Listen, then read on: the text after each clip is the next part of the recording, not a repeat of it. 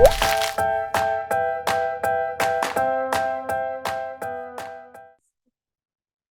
afternoon. It's lovely to be with you this afternoon. I'm Natalie Mansveld, and I will be facilitating this afternoon's session.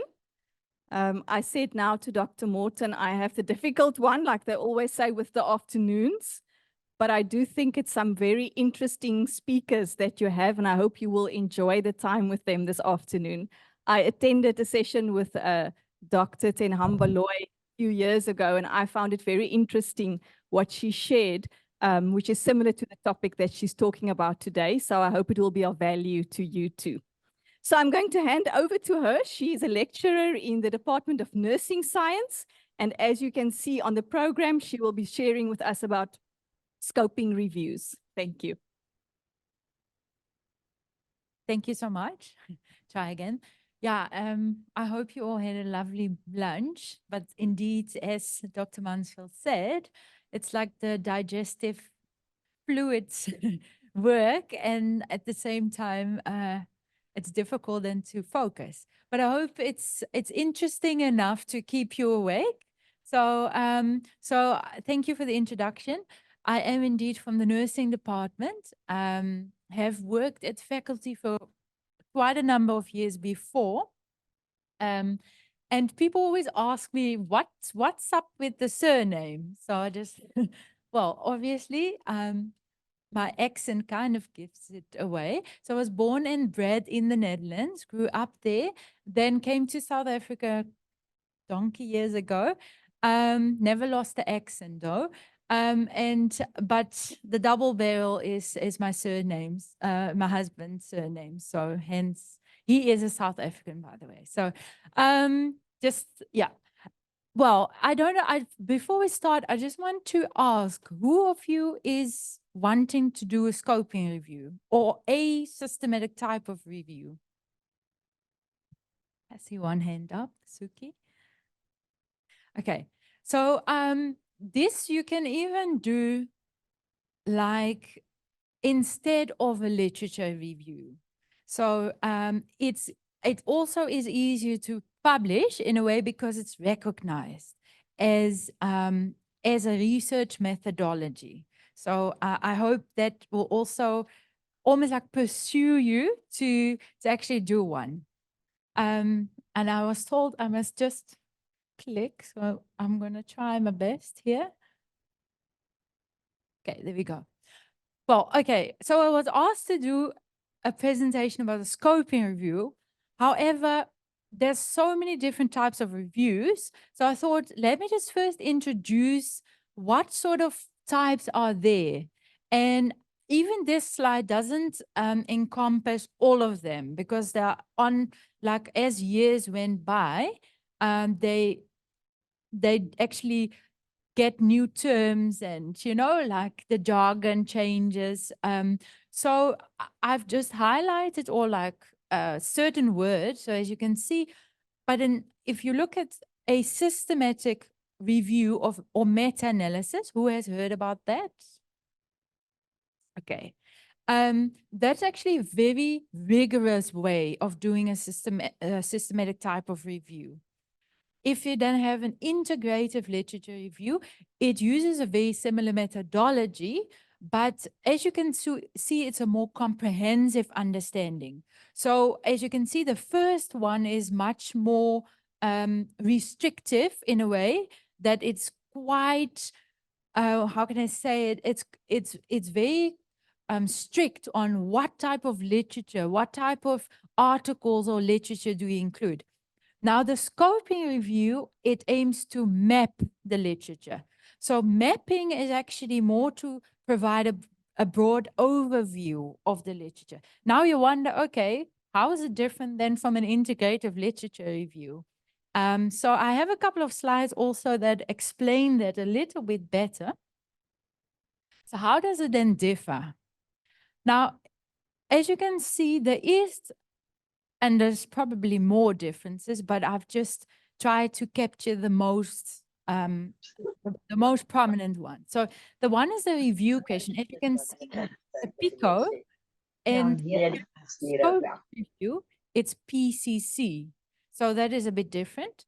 Then the type of literature as well is similar to integrative literature review, where you include all types. Now, what I mean with all types is from a systematic review, RCT, quantitative, qualitative, opinion papers, any type of document. If you go on Google, you have a WHO document or UNICEF, those documents are also included. The critical appraisal, that's the only review that doesn't have a critical appraisal.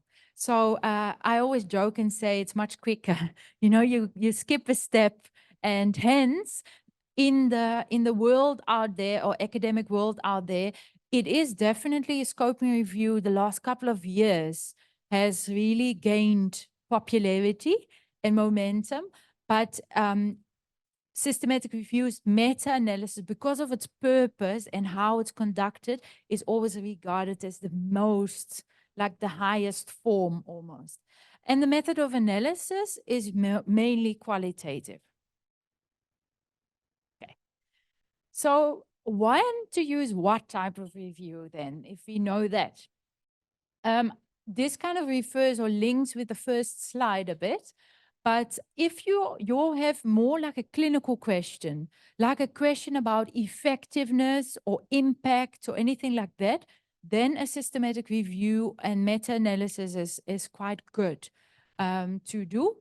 If you have an integrative literature review on where you need really a broad overview, and it's, yeah, but you still want to have that rigorous element, then I would say go with the integrative lit review. For the scoping review, it's very often when there's not a lot, okay, there's a lot out there, but there's not actually much reviews done.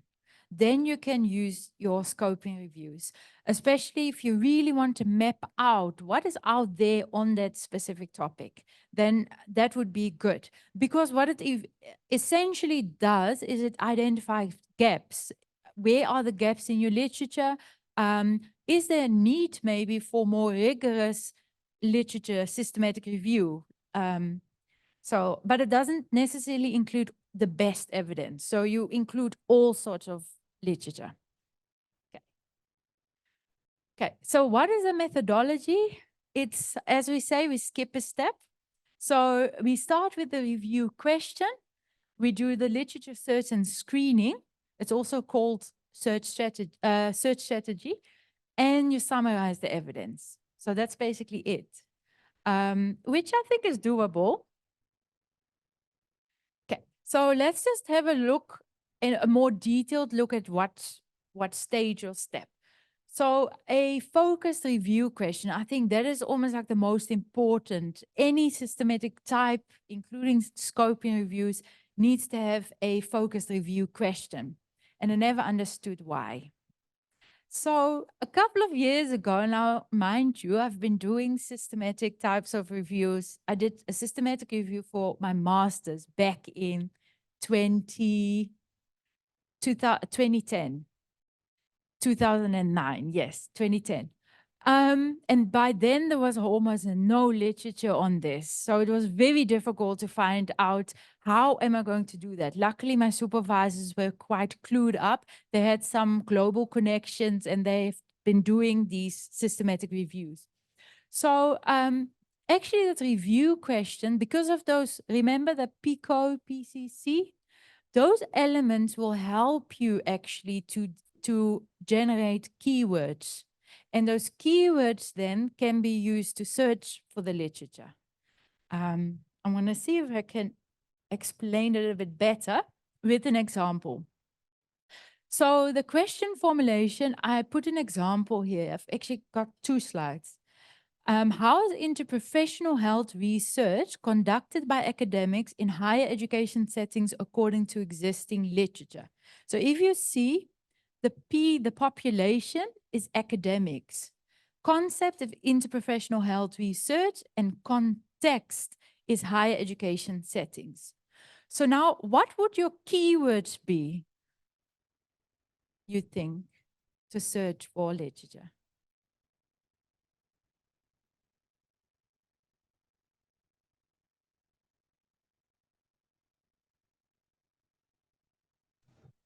So now, if you would go into like EBSCO host, which is like a host of databases, if you click CNAL as a database, you if you type in academic or academics, there will be like academics. It will be giving you like synonyms, etc. Usually, you can search the population, you search the interprofessional health research as well, and then you search separately higher education settings or versions thereof. Because obviously, we call it higher education. Some others may say faculty, some others may say university. So you put in all these keywords, then you combine the keywords. So do you see actually, and you do, I always say you play around with it, but do you see how it can help you to have this PCC to generate basically keywords and search for the information that's relevant to your question? Let's take another example. Because people do ask me, okay, we are used to research. You have a question and you've got, okay, in nursing, it's very common to have sub questions. Sometimes it's like really tiring because you're like, okay, how many sub questions do I have to have? Now in a scoping review, there's usually one question, but you can have some sub questions that will then also be answered. But usually you have one overarching, I call it the umbrella. So you have one overarching, that is the one that you are going to use the literature for. Because if you look, but you can do separate searches if you want to individually answer those sub questions. So it's not necessarily wrong to have more than one question, but the sub questions usually will also be covered. If you do a broad enough search, that will also help you. There will be some literature maybe that speaks to theoretical frameworks. So, and you can include that as well in your keywords. Does it make sense, or is it okay? Right. So now the next step, I think that one is like we've kind of like discussed it a little bit, the search strategy. So that review question now links into the search strategy. And here I think the librarian is like excellent, especially if you do this for the first time. I still remember me sitting there. I did my master's at Northwest University. So I made an appointment with the librarian, sat there basically with her, and she said, okay, what's your question? So I came with my question, and then we developed keywords out of that. And based on the keywords, she advised me which database, because I was clueless. I had never even accessed a database. So the librarian here is quite helpful, I must say, to help you developing this. Even if you want to write a protocol or proposal, you can already ask for or consult with the librarian. So what it basically does, very often what I do is do a quick preliminary search. They call it a dirty search. So quick dirty search. And then I want to just see what reviews have been done on this topic, because the main thing that kept me up at night when I was doing my master's, and I've now done the search, was what if somebody else published exactly the same review as I did? Luckily, that didn't happen. But you can still kind of wing it and say, look, as much as this is the review that has been done, mine uses maybe different databases, a slightly different approach to it, etc. So there are ways. But it did keep me up at night. The same with a PhD. What if that PhD has been done already and I didn't know about it? So hence my preliminary search, because that will guide me also in what sort of approach must I take. Okay, there is one done on the topic. Okay, what did they do? Oh, they limited it only to quantitative studies. Okay, so mine can then be much broader. So do you see where I'm getting. So you acknowledge it, you cite the studies or the reviews that have been done, but you and then you indicate where's the gap, where do you come in with your review.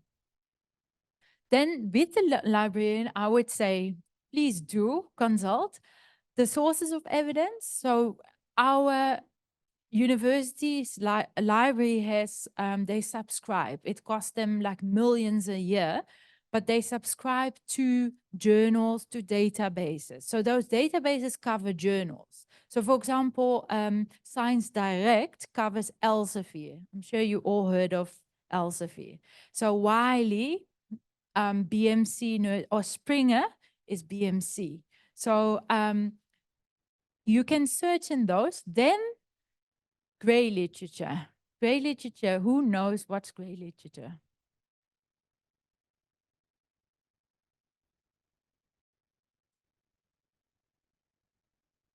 Yes. So it's basically literature that you won't find on the database. So you will find it, let's say a well, you mentioned the thesis and dissertations. You won't necessarily find it if you go into EBSCOhost, for example, because that's only articles, like research articles. So it's basically unpublished, but it's not really unpublished because it's there on the web, because the web has millions and billions, but it's not in that database necessarily. So, and then you can do what they call a manual search. Manual is actually through Google, that you can on Google Scholar very often. Because as you can see, if you've gone into EBSCOhost, it's very advanced. You can put limiters, you can select the language, you can do all sorts of things to make your search very specific. But on Google, you type in one word, boom, like millions come out. So it's less specific. So that's hence you doing that after you've done your search. Why do we do that manual search?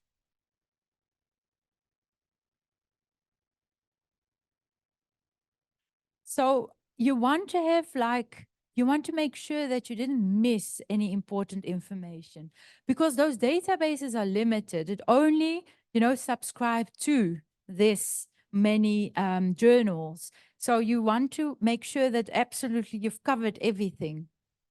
Then there are the citation search is basically if you have relevant articles and you want to just check, are there maybe articles that have missed in the reference that it cites?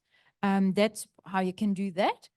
What do you do when you can't find a full text? I'm sure who has had the frustration of not like finding a beautiful article and you just can't access it because it wants you to pay $20 or $50? Who has that nowadays?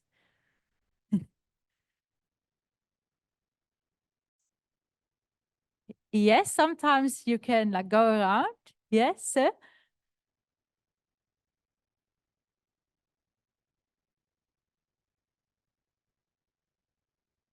Yes, so you can ask assistant of the supervisor, or again, the librarian comes in because what they call interlibrary loans. So in my time, you still had to pay for that, but nowadays there's so much available. But maybe if you have a research intensive university like UCT has access to more, they are subscribed to more journals. They will be able then to loan. It's not really a loan because you don't have to pay it back, but you then get it for free via the librarian.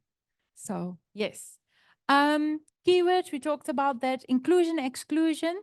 You can think about, obviously, I don't want to have articles. I was very bad at school in French. I do not want to read articles in French because I will not be able to translate. Google Translate only goes that far. So you want to like focus on the language or languages if you're a multilingual that you are familiar with. Type of evidence. We said all sorts of evidence, so you can add that. Sometimes it's good to put in a context. Okay, I'm gonna it wasn't a scoping review, but so if you type in chorioamnionitis, you know what that is. It's basically like an infection of the sac where, you know, a child or is in, and that can affect the fetus. So if you type in chorioamnionitis, you may get studies on cows because they also may have. So sometimes you want to have a certain context because otherwise you get all these irrelevant documents. So you can also with your keywords indicate and say not. So there's the Boolean terms and or and sometimes not because you want this and this, but you don't want cows, studies on cows, basically. Then once you've done that, there's a whole screening process, which you can do. I can do that, and maybe you can do that independently as well for rigor. So you read first the titles and abstracts, and then you make a decision in, out, in, out. Then with the ones that you think could be relevant based on titles and abstracts, you then screen the full text. And again, interlibrary loan if you can't get the full text. Sometimes it's completely not possible. Then you just have to record it as such, that it's unobtainable. Documentation of the search, do you use EndNote at all? I see yes, some not. Okay, that can be used or Mendeley to manage all the data. Because remember, you've got loads and loads of literature that you import or you're searching and you get. So then you can export from EBSCOhost into EndNote and then from there start the screening process. And then the recording is the Prisma. I have an example because otherwise I see people looking, what is Prisma? Okay. So the last step is basically almost like twofold. It's extraction, okay, synthesis and presentation. But presentation is kind of like a given once you've done it. The extraction, let's say you have found 20 full text articles that are relevant. You know they're relevant. You can then either have a table or there's certain tools online as well, but usually I do a table where I just extract certain information. So every column is a study. Do I say that's right? Column or row? So every row is a study with the columns as characteristics. I have an example. So you can see here, there are tools available. So you can do it manually, like Excel, but you can also use the other bullets there. Okay, so this is how it could look like, just an example. So there's a reference, the focus of the study, and what you actually will use for your synthesis, like your analysis, is the findings mostly. But I will get there. Now the synthesis. As we said, it's qualitative. Who of you is familiar with qualitative thematic analysis? Have you heard of thematic analysis? Okay, so basically what you do is you have this table that showed. The table, you can see, okay, let's just look at the last column. There's findings relevant to the study. You can see there's safety. So you read basically through that information and you will see patterns popping out, certain keywords or certain things that you can see, oh, this is about a psychological effect, for example. Oh, this is about safety of this pasteurization method. Then that could be a theme. So do you see how you can use thematic analysis because it's a theme now. This is what they call coding. So you say, oh, okay, safety, safety, safety, safety. Okay, then safety is now my theme. It's very simplistic how I'm explaining it, but and then after that there's a narrative. So that has to do with the presentation, but we'll get there. Does it make sense? Because 30 minutes is real short to explain this. And then you have a very often like a narrative, as I said. So you've got your theme, and then you summarize that information from. People say, oh, plagiarism now. Because, oh, we are like, thrown with Turnitin reports, and it has to have. Now, with the beauty of a scoping review is that this is kind of acceptable in a way, because you cannot in your own words very often say something. If you say, look, this is a phrase, in your table it would be picked up as, oh, similarity, because you copy paste the findings basically. So it's not so much of a concern because you have synthesized. Specifically if there's a certain definition, for example, and you say, okay, look, I want to outline that this definition and this definition are actually essential the same, or they're not. There's like some, if you want to define something. So so it's not too much of an issue, because that will only be a part of your scoping review. And I don't know if you use ChatGPT. I know it's a buzzword. Yes, yes. See. ChatGPT is quite amazing. I still have to find out in terms of critical appraisal, if it can actually do that and teach my students. But your question, it can generate your question for you. If you have an aim, you ask it, because it's a robot. It will then just like generate your review question for you. So you can use it to your benefit. Similarly, English is not my first language, as you can hear. So it helps sometimes when I have something in my mind, but I can't put it on paper. And then academic writing is another whole foreign language altogether.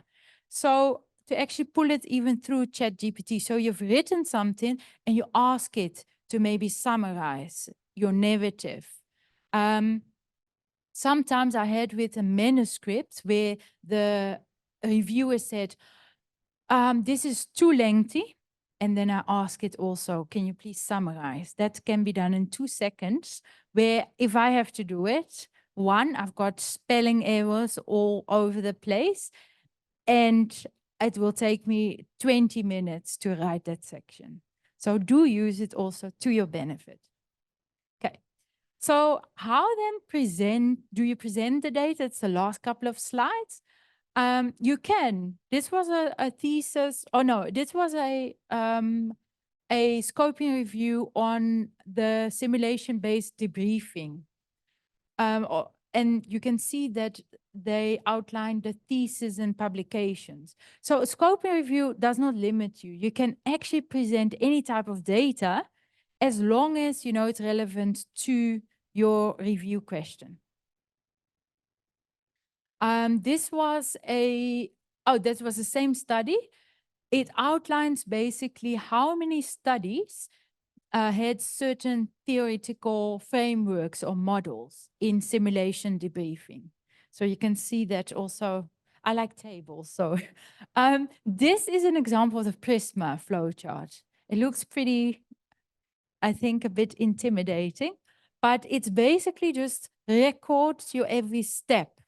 So hence, it's, as you can see, there's an identification where you do your search and you record how many did you get with that search. How many duplicates were removed. So there's a screening part, and you can see, so the big one on the left is actually what you eventually get. The ones on the right are the ones every time when you exclude. So each and every step, you kind of record it.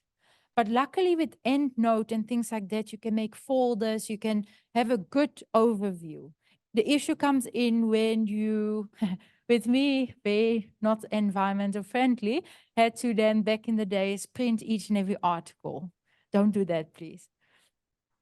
Okay, rigor, very briefly, because there is rigor. As much as we say systematic review is the, king or queen, scoping also has rigor.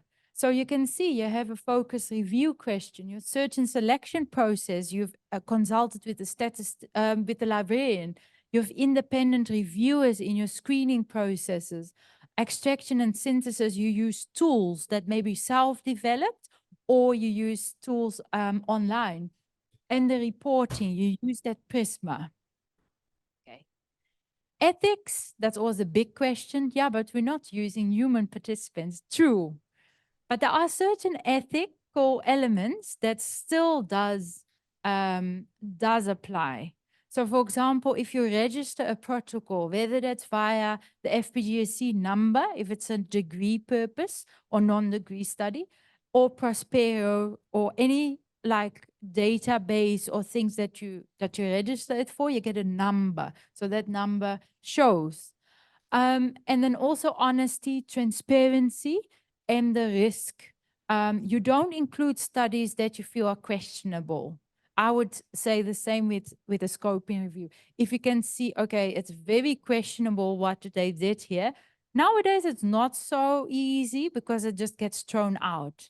But if it's a study that you feel, whoa, this was done in a community and people weren't even consulted, there was no informed consent done, this is questionable. Or a study that, you know, we all know about certain retractions that have a questionable maybe topic that is not well, or it has bias that you can see, okay, the way it's reported clearly shows bias, then I would not use it. Some tips and tools. I will share the PowerPoint presentation. And I think my time is up. So any questions?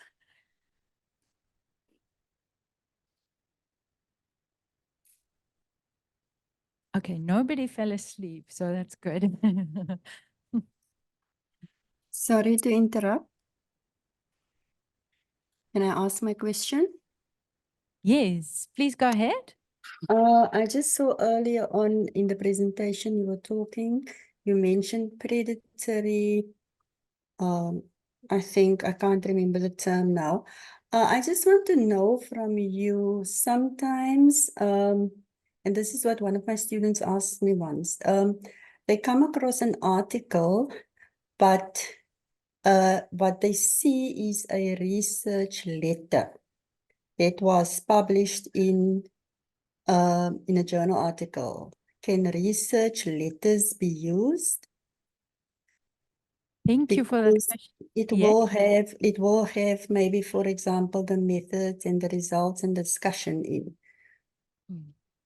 Yes. So with the scoping review, you can include such things.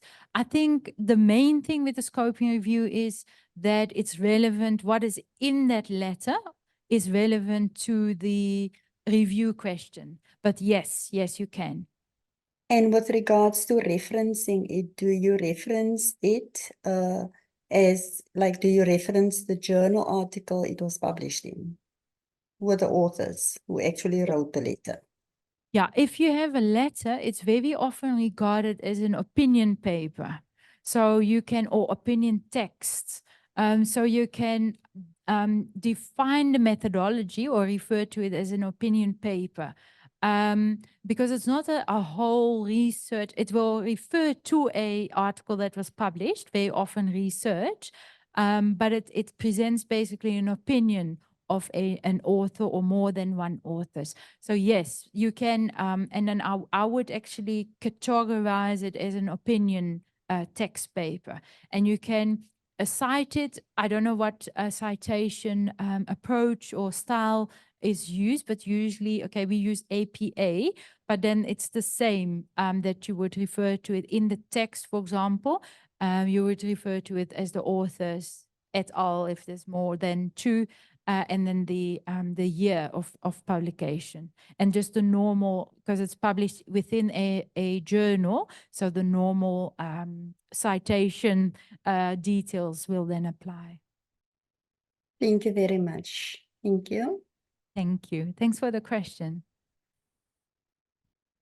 Any other questions? Nothing. I always say just do it, basically. But yes, I shared, there's one, I think. Yes. If I can ask Dr. Sure. Finambeloy, what would motivate a person to do a scoping review? I imagine a student sitting in front of me saying, I'm curious about this, I'm starting to read. What would be the thing that would make you push them to say this is possibly a route that you could follow?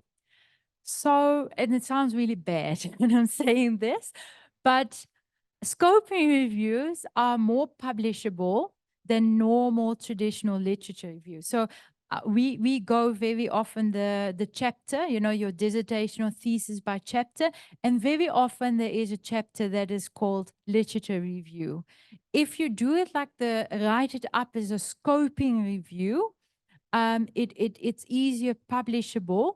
But the other thing, what also is nice, I think, is that it's a little bit more systematic than if you do like just a narrative where you just, yeah, there's no actually really recording of the process of what did you do to kind of screen it and what was excluded.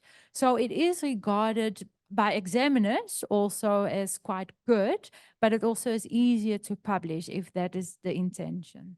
Yeah.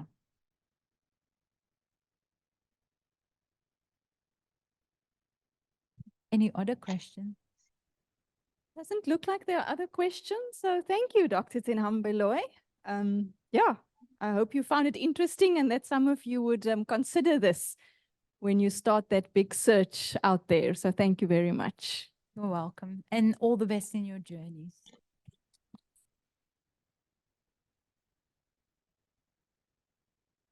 Okay, then next up on the program, we have Ms. Tracy Hutton, and she's joining us online.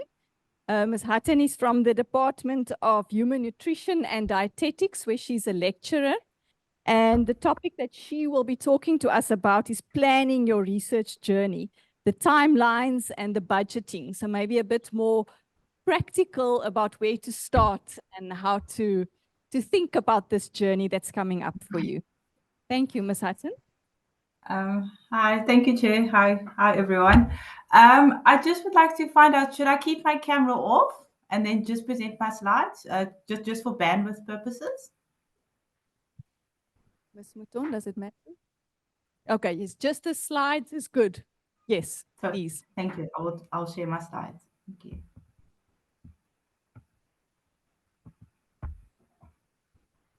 You can go ahead. Thank you. Okay, are we sorted? Awesome. Okay, thank you. Good afternoon.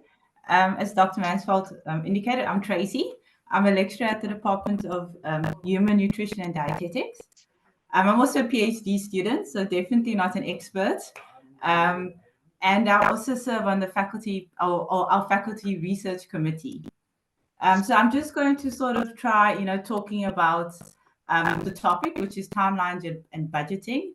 From the viewpoint of sort of what I learned in my M journey and now my PhD journey, and then also some of my observations, from serving on our research committee and some things that I noticed, students sort of do, including myself, I also won't take too long. I'll try keeping it quite brief because my wonderful colleagues before me said many of the things that are on my slides already.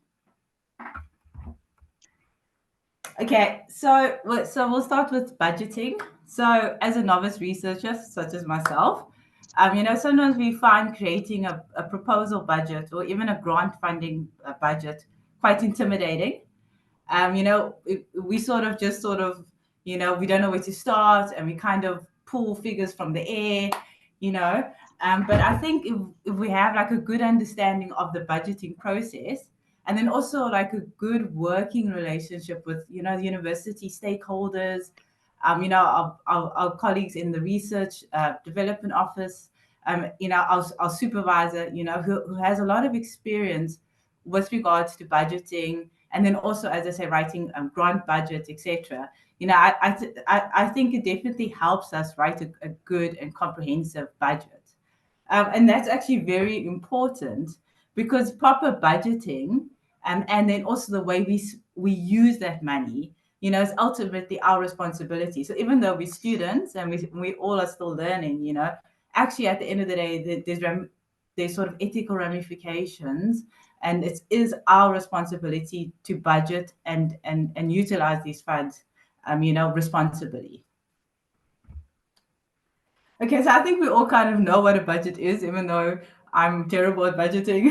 But a budget is, I know the definition at least, is a description of the expenses associated with a research project, It's usually in a table format. And again, it's supposed to be our best estimates as opposed to guesses. And I definitely did this in my master's study. I kind of just like, this 10,000 Rand will be enough for this and 20,000 Rand will be enough for this, and so I was kind of guessing, as opposed to actually, contacting relevant parties, etc., to try actually getting, proper quotations or estimates, and we really should, as much as possible, try to estimate amounts, as realistically as possible. Okay, so the budget needs to sort of come from your method section.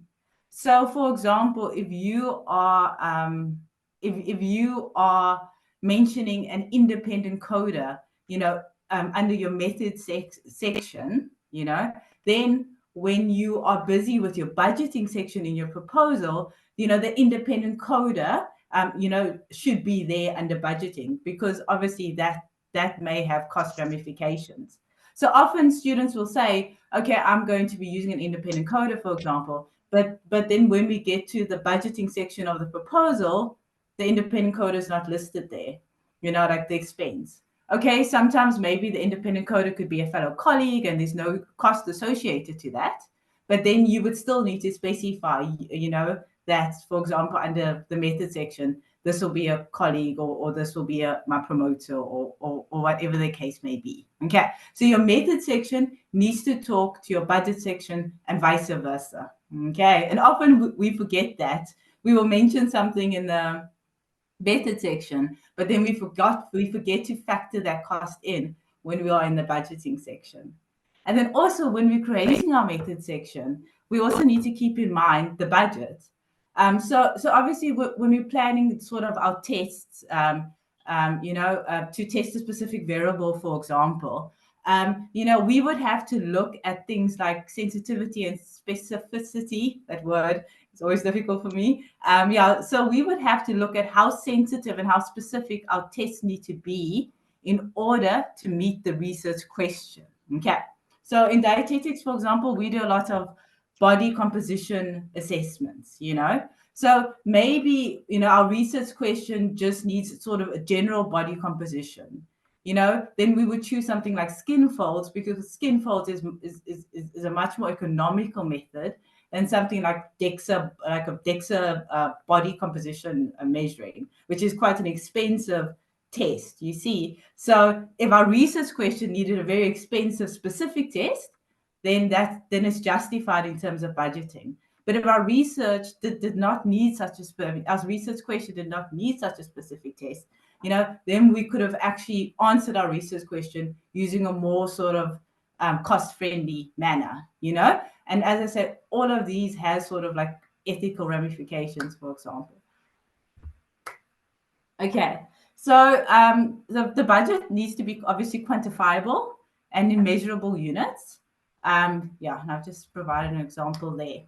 Okay, as I said, I keep on saying this because I'm so guilty of this, Cost estimates need to be as accurate as possible, rands and cents. And often, when I review a budget for the faculty research committee, literally, it's figures like 10,000 Rand, 20,000 Rand, and it's sort of guesses as opposed to actual estimates, So as I said, I'm also very guilty of that. So as accurate as possible, rands and cents, because it's so important that we're accurate, because it helps us assess the feasibility of our own study. Okay. So what happens sometimes is we start a research project and we don't think about the associated costs well. And then we hit I'll say we get the proposal approved, now we're starting our data collection part, and all of a sudden, oh my word, I don't have funding for this. I don't have enough money for this. I didn't think about that. And that can really derail your entire research project. It's a really terrible place to be. So definitely, for our own sakes as well, try being as accurate as possible, because it helps the feasibility for sure. Spend time contacting relevant parties. So, for example, I used the independent coder example earlier. So, the best place to find out that information, like how much would this consultant be, for example, is to email that consultant before the time, even when you're busy with your proposal stage, and say, this is my research plan. I require independent coding for my focus group discussions.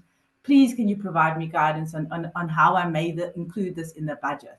And then that person, because they've worked on so many different projects, they can definitely guide you. They can say, well, it could cost this much per page, or it could cost this much per hour. And generally for this type of project, this would plus minus be the cost.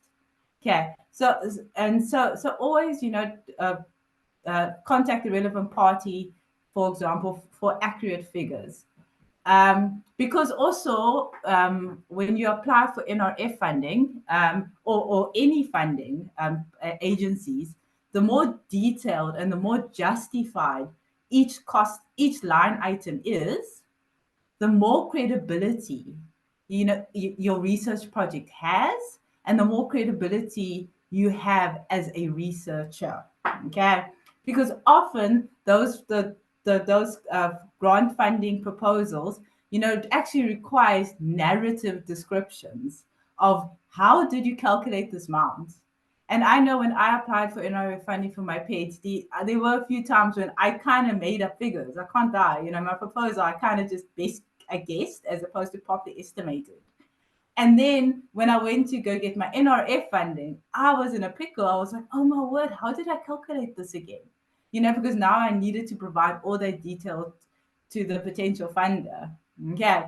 So no, definitely, be as accurate as possible. And I'm probably going to say the same thing over and over again, but because it's sort of the take-home message. I saw this quote and I liked it. So, with regards to the budget section of the proposal, you need to show how spending that money will help you answer your research question. If it's not relevant to the research question, then it should not be in. Then is it an acceptable cost? Or as I said earlier, if it's way more costly than what your research question is asking, then is it a necessary cost? Okay, so look at your research question, and that will determine what should be in your budget.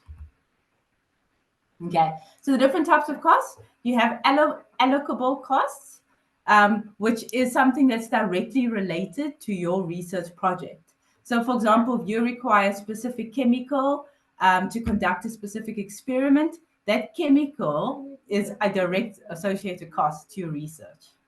Then you have a reasonable cost. A reasonable cost is what a prudent person would think is a justifiable cost. So maybe it's not like a directly related to a specific experiment. So the example that the source gave was, so me as a student researcher, maybe I require a laptop to capture specific data on site. So you can see that's directly related to the research project. But something that may not be as reasonable, obviously, funding committees have different criteria, but as an example, maybe something that's not as reasonable is using or getting funding for a laptop just so I can attend classes to do coursework. It's the coursework related to the research project. Yeah, so a reasonable cost. Allowable cost is basically, again, if you're looking at grant applications, allowable cost is what's allowed on the grant application. So some grant applications allow money for field workers, others don't, for example. And then obviously unallowable costs are things that is not covered by the specific funders. Okay. Things like, why wouldn't alcoholic beverages not be covered?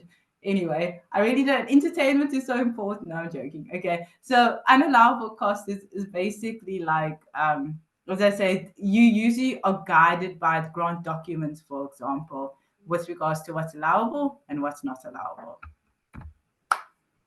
Okay, so now I'm just going to go through each of the sections of a budget, general sections of a budget.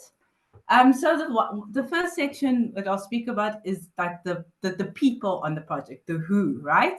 So the people on the project that you need to think of, with regards to budgeting would be, would you require specific consultants? Again, earlier, I think I used the coder example. Yeah. So, and then usually you contact that person, and then you would now justify that in your budget. You would say, okay, it's a graphic designer, and they are going to charge 100 Rand per hour, and this is how many hours I require, or 200 Rand per hour. Or, yeah.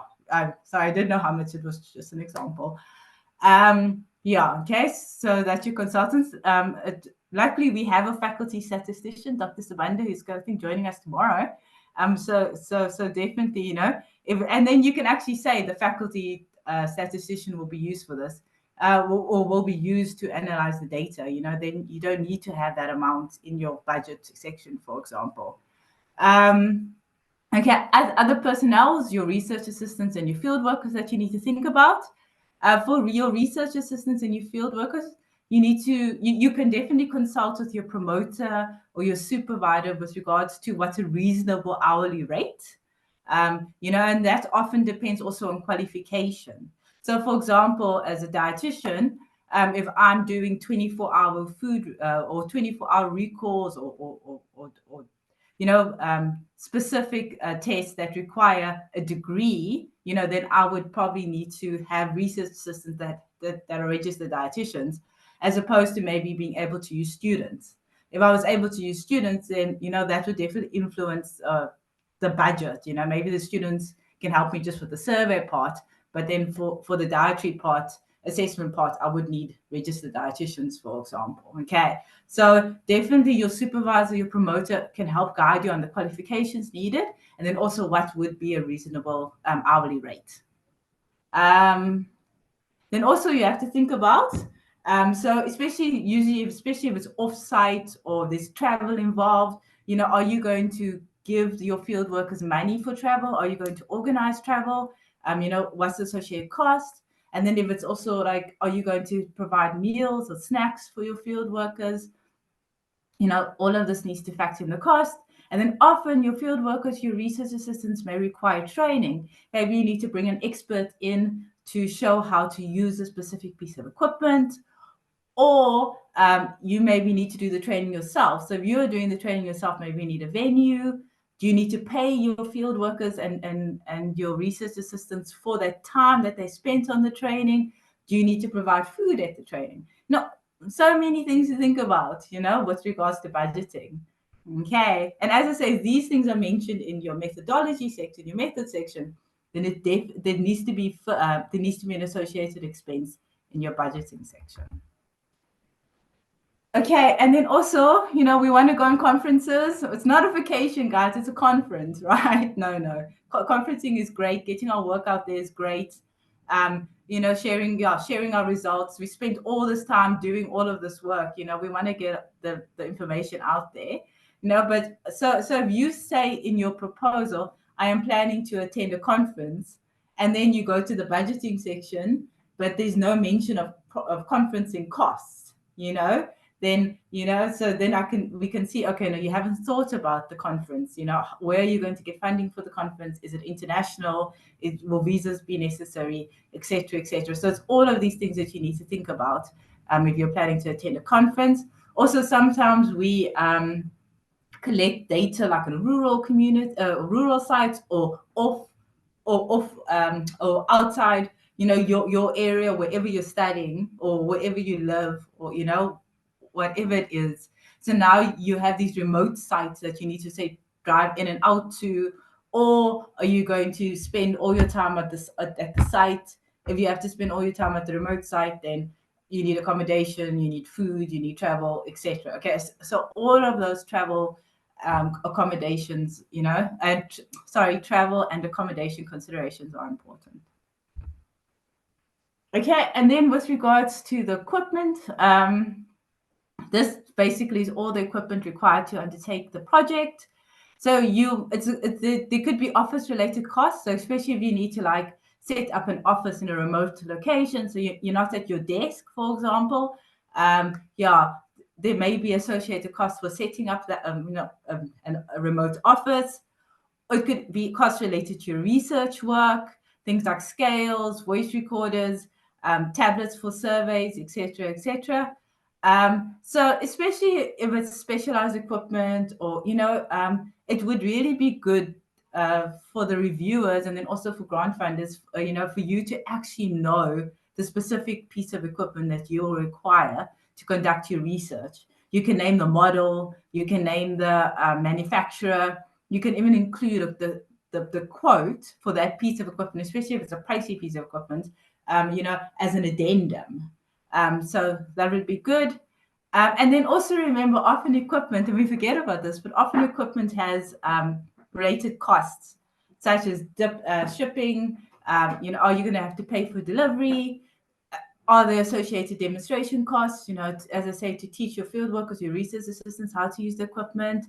Are there insurance?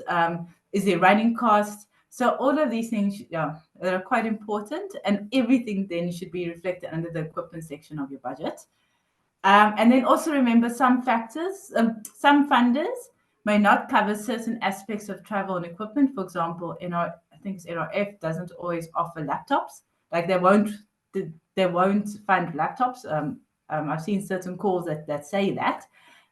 So for example, if you mention in your method section that a laptop will be purchased to collect data, but your funded does not actually cover that, then you would then need to specify, well, then where are you going to get that laptop? Are you going to personally fund it, for example? Okay, so you see certain items may not be funded by your funder, and then you specify that in your proposal, and you say, okay, well, I will be personally funding this section. Okay, and then basically there's like the sundries consumable section of your budget. And that's sort of where your smaller items come in, like your pens and your printing costs, etc., clipboards. Okay, now earlier I was like, no, be accurate, get quotes, be as accurate as possible with the other items. But for this section, I feel like, okay, this is where guesses can come in. Like, okay, I'm going to need like 30 pens, and a pen costs, I don't know, like 10 Rand. Okay, so yeah, guesses are a little bit more acceptable, because it's like you don't really 1000% know how many pens you may require, or the exact cost of a pen. So this is where the best guess may be allowed a little bit. Okay, because these are usually your consumables and your lower budget items. And then also, this section also would usually include your software. So our institution does subscribe to quite a bit of software. So, for example, like EndNote, Mendeley, etc. So always first check with the institution whether students have access to that specific software, like Atlas TI, which is, I think, a qualitative program. But other software is something that you would need to purchase. So, for example, if you're doing a Delphi technique, and you require specific software for that, our institution does not subscribe to that software, for example. Okay, so then you would need to figure out how much the software is and where you're going to find funding for that software. Okay, and then again, that appears in your budget section. Okay, then there's also participant support costs. So for example, if you have a focus group discussion, so you're planning focus group discussions and you are planning to have it at a specific venue, right? Do you need to pay for that venue? Will there be transport costs? Will there be food costs? Yeah. So participant support costs, venue costs, and then teaching relief funding. So if you're an academic, or just generally if you need to get time off from work, there's specific funding for that, and then that could also appear in your budget section.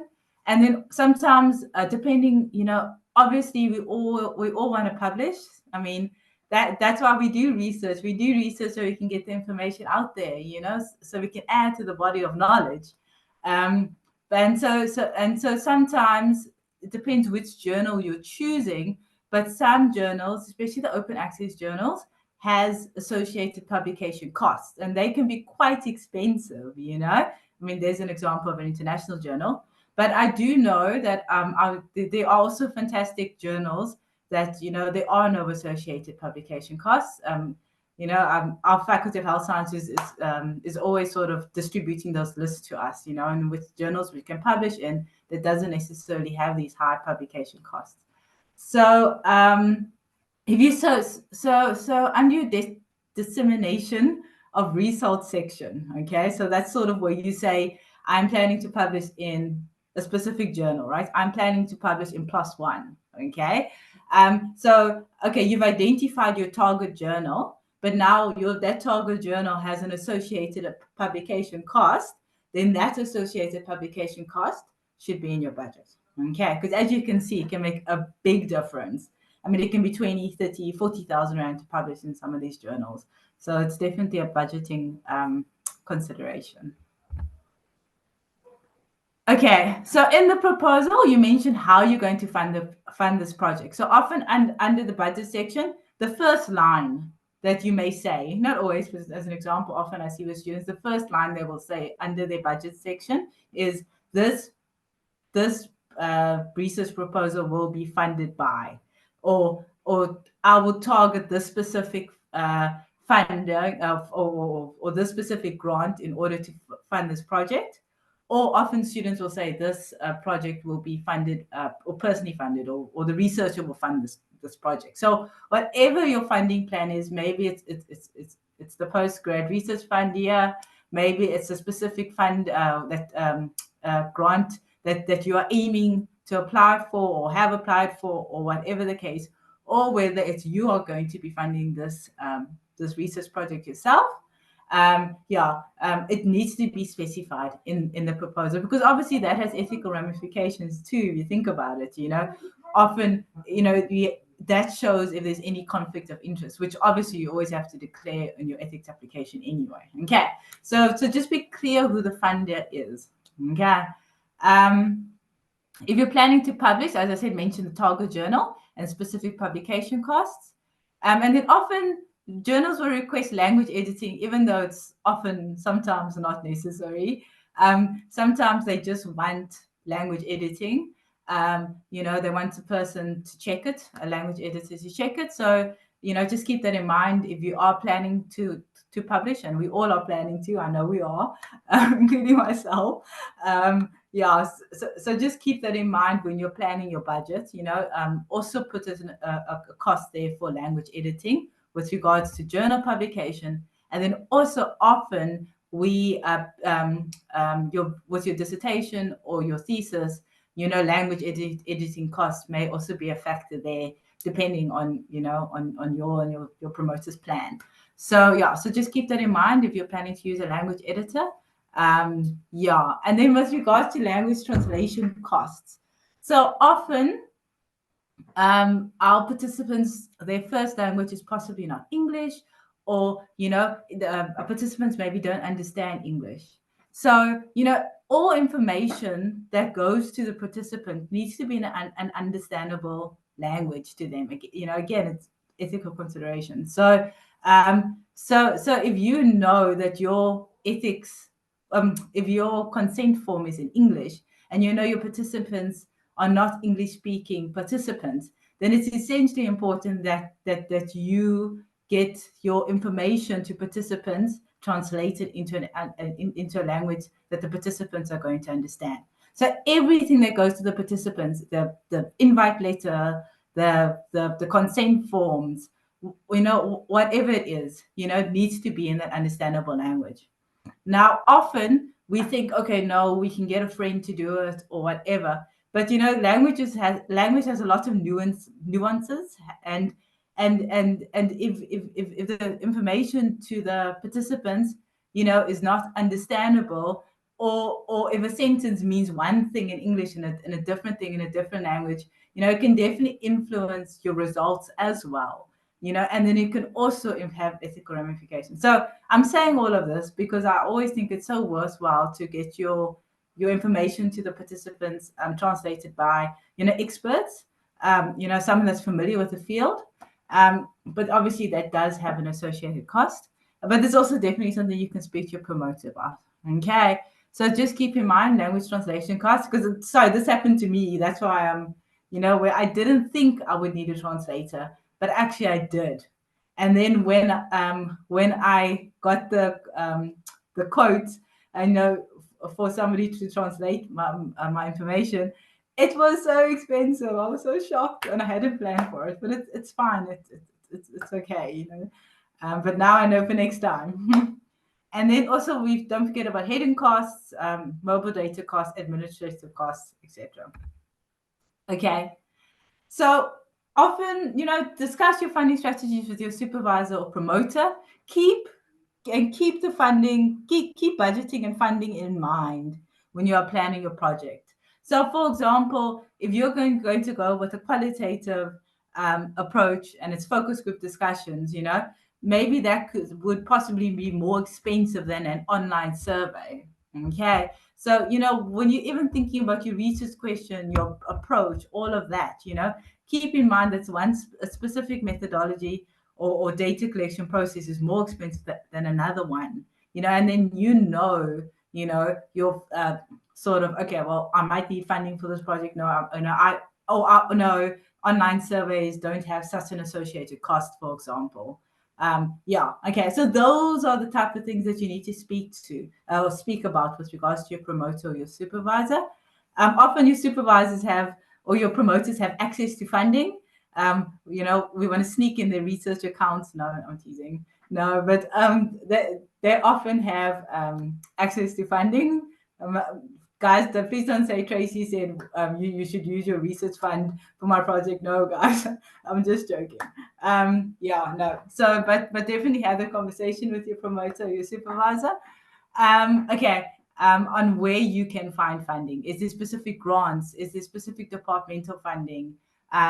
Yeah, you know, to help fund your project, institutional funding, etc., etc. Yeah, and then the timeline and the budget must align. So, for example, if you are first planning, say you are planning a mixed method sequential design, right? So your first step in year one is to do quantitative survey, and then you get those results, and then in year two you're going to do your focus group discussions based on your results in year one, right? So then when you're applying for funding agencies, you know, year one, you're going to need field workers to collect the data as like a survey. And then year two, you're going to have the focus group discussions. And that's when you need money for your research assistants to conduct the focus group discussions, or you need money for the venue, or you need money for reimbursement costs, for example. Okay, so you see how your timeline and your budget need to talk to each other and they need to align. Okay, and then certain funds do not cover certain aspects, and I said that. So, for example, the specific in our F grant here is just a screenshot of one of the calls.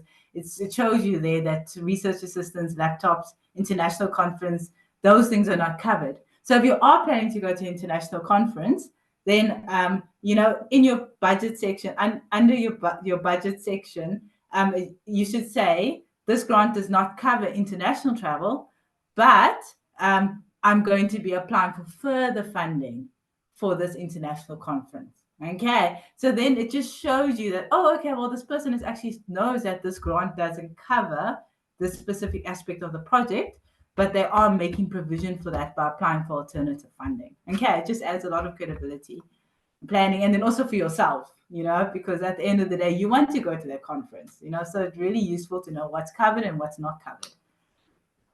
Okay, as I spoke about, the budgets must align with the method section of your proposal. So what happens is sometimes there's an item in your budget that doesn't always necessarily make sense in terms of your research project. So, for example, maybe there's food vouchers. So there's this item, food vouchers, in your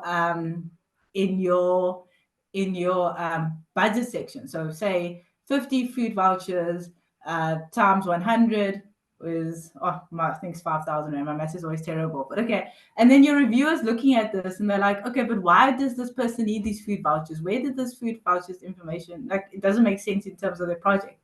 Okay, no. So what happens is then you go back to the method section. You're like, Oh, okay, the food vouchers are going to be used as reimbursement, for example. Oh, okay, now that makes complete sense.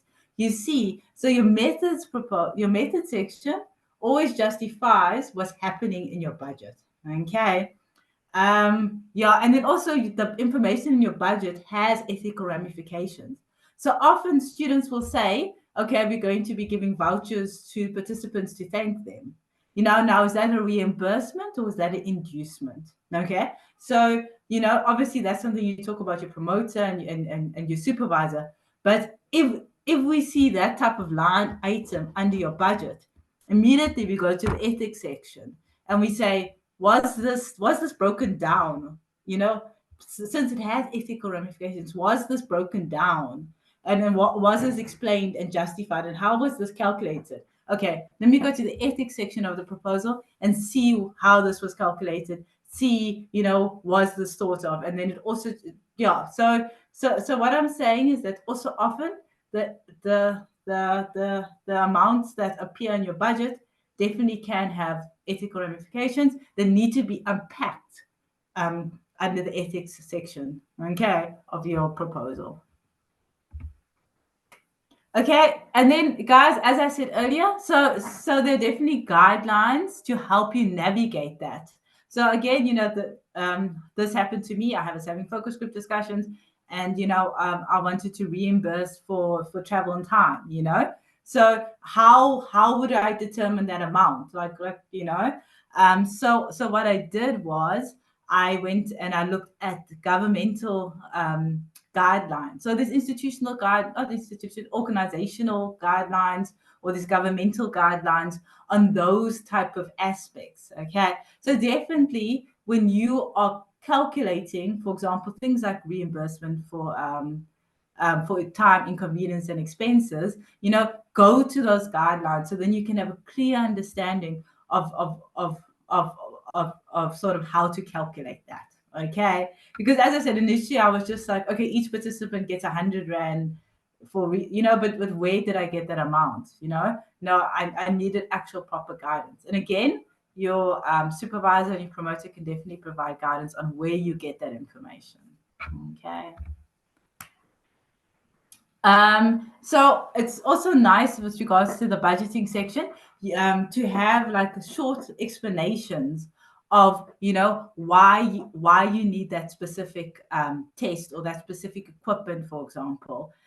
This is also, as I say, often funders also want this. So it's like a one-line narrative of, okay, I need, or especially because someone like me, like a novice, like I have no clue what field this is, what that piece of equipment is. But, I'm trying to review the proposal, but I'm a dietitian, I don't conduct those type of tests. So it just helps the reviewer, funding agencies, whoever it is, your ethics reviewer, to understand what that piece of equipment is used for. Okay, so you can see there's a line item with regards to equipment. There's an explanation of what it is. And then this actually refers to, okay, this is actually in experiment 2 that I will need this. Or you can even say, refer to section 2.2, so then, and there's more information there if I need more information about what this piece of equipment is going to do.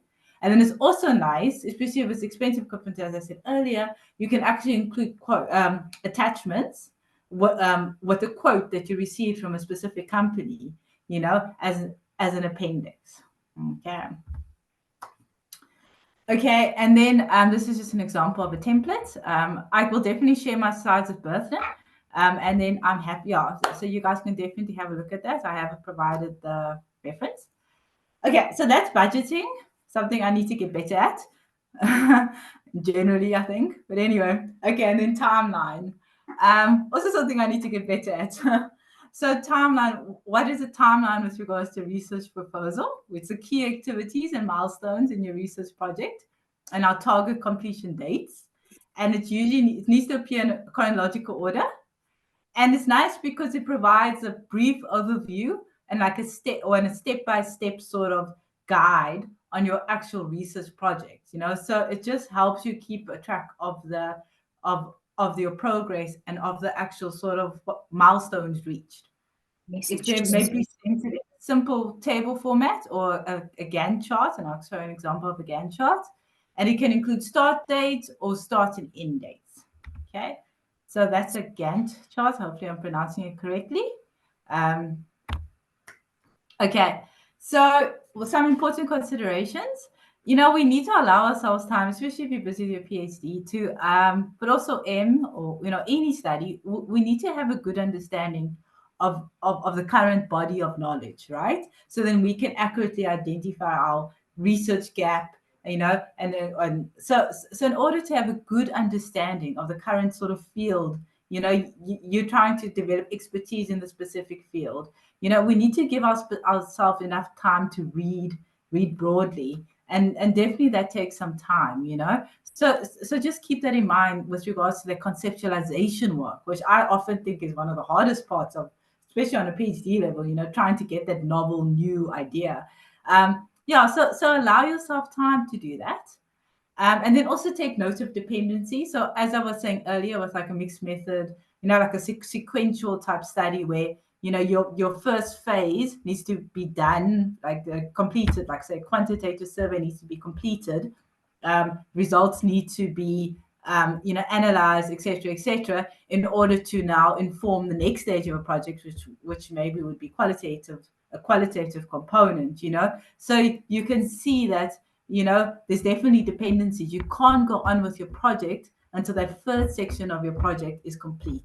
And as I said, this is so important when you're planning your funding years, because, for example, you'll tell your funder, okay, well, in year one, I need money for the field workers to conduct the questionnaire. So in year one, this is the amount of money I need. In year two, this is the amount of money because of the focus group discussions. But you're going to get that focus group discussion money, right? So you need to make sure that you're able to use that money in year two then, because it was dependent on year one. I hope that makes sense. I don't know if I'm explaining that properly. So so just keep those sort of dependencies in mind when you are busy with your timeline, but also when you're busy with your budgeting. Okay. And then it's also important to consider the timing processes associated with the ethics review procedure. And my wonderful colleagues yesterday from the research directorate did a wonderful job explaining that. So I'm actually not going to go through that again. But as we know, it can takes a few months often to get ethics approval, institutional ethics approval. So yes, so definitely keep that in mind. There's specific dates that I'm not going through because you guys have definitely, I've heard the previous speakers speak about that. Yeah. Okay, and then here's an example of a one-year project line. As you can see, this would be like an end study. And you can see, you guys, can you believe we're already in April already? Like we're already in April. It's insane, So you can see how, quick the turnaround times, for example, on a research project would be if you're trying to complete it in a year. Okay, so definitely keep that in mind. Okay, so like me, I'm so guilty of this. You may be tempted to view the budgeting and timelines as afterthoughts, but it actually is really important, And I think at least with me as my proposal, I think by the time I got to, because it's usually for me, I think it's section 4 is timeline and budgets. And I was so tired by then. And also I wanted to get my proposal submitted that I kind of rushed the section, I didn't take the proper time needed, So it was kind of definitely an afterthought, and it really shouldn't be because it definitely has real sort of ramifications for your research project, and it can actually lead to stumbling blocks when you're trying to apply for funding, or when you realize that, oh wow, this specific equipment is a lot more expensive than I thought. And then also check and recheck your calculations. I don't think I've ever taken out a calculator when I'm reviewing a proposal. I think, I don't know, but my colleagues are very pedantic on the committees. So I'm sure they do. So yeah, guys, I'm terrible at math. So just check and recheck your sums, So when you tallying up the totals, for example, make sure that everything balances, and you've calculated each amount right. It's important that to justify your budget well and to be as accurate as possible, because it really can enhance the valuation of your research proposal by reviewers and funding agencies. If you can see somebody has nailed their budget and somebody has, they've really put a lot of thought into it, then you feel a bit more comfortable funding this person, I'm sure. I mean, I don't sit on funding agency boards, but I can definitely imagine that's something that they could look at. And then with regards to your timeline, yeah, we spoke about just being aware that ethics takes time, ethics approval takes time. Guys, and then the thing I want to say as a student is like, we know our lives, and we know maybe we have families, maybe we have a full-time job, and so I just want to say that our timeline should be realistic to our life and our goals, right? And yes, your supervisor and your promoter is there to, because they want you to graduate, as they should, 1000%, but also, you also need to make sure that that timeline is accurate for you. Okay, so have that discussion, sit down with your supervisor, your promoter, and say, this is realistic for me, push yourself, but also don't set yourself up for failure. And I also sometimes do this. Like, I really know that this date is not doable for me, but I just put it down there because I'm like, no, yeah. So guys, you know yourself well. Timeline should be good. It should be as fast as possible. It should be as efficient as possible, but it also needs to be realistic, because I really feel like we set ourselves up for failure as students, put ourselves up under a lot of pressure. Talk to your supervisor about all those institutional dates and policies and time frames, because there's many of them, and you don't want to miss those deadlines because they're often set in stone. So, like, for example, those agenda closing dates that we spoke about, I think yesterday, that was spoken about. And then be realistic. And then while you're waiting for approval, so approval from whoever, approval from your departmental committee. So you submit your proposal, now you're waiting for feedback. Your approval for your faculty committee, your approval for your institutional ethics committee, approval from your supervisor with regards to the specific section you've just submitted to them. There's always, so you're waiting for something as a postgrad student, some feedback somewhere. And it's so easy. I do this too. I'm so hyper-focused on waiting to get my feedback that I forget that I actually can do other things. So while I'm waiting for feedback, or while I'm waiting for approval, or whatever it is, I could start a manuscript. I could start my literature review chapter. I could, further conceptualize things. I can read broadly. I can attend a research, like this PG orientation that we're currently on, right? I could attend research workshops. There's always stuff to do. There's never something not to do, So while you're waiting for whoever it is to give you feedback, use that time wisely. Okay. And as I say, I'm also very, very guilty of that. Like, just like, oh no, I can't do anything right now because I'm waiting for that feedback from that specific section or that specific chapter. No, there's probably something else you can do. Okay, and then that's the references. Any questions?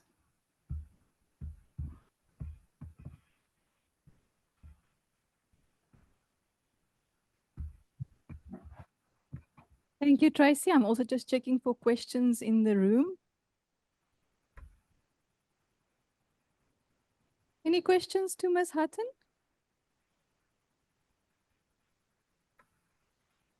There doesn't seem to be any at this point, Tracy, so thank you very much. I think Thank your you, Dr. takeaway messages was very clear, and a strong reminder again to think through everything and not just jump through those parts. On the screen. Thank you. Thank you. There's one question, Tracy, sorry, from an online participant. Perfect. Morkes, Can we have a look? you may go ahead. Thank you, Tracy. You're so energetic. I wish I were you, because normally timelines and budget are just quite overwhelming. I just want to inquire from you. Has there ever been a time where maybe a proposal will return because you missed certain key things? What are maybe like the key things that you should make sure that they are there when you submit your proposal with where you're stating the timelines and the budget? Thank you.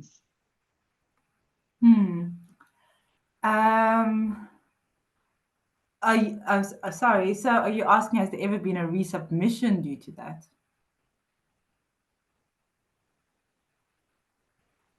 Yes. I actually am not too sure. Yeah. I think yesterday that sort of, my colleagues did discuss, how would one determine whether the proposal sort of, needs to be resubmitted or not. I definitely don't know if I, would be the best person to ask that. I mean, answer that. I don't know if any of my other colleagues on the committee would be comfortable answering that.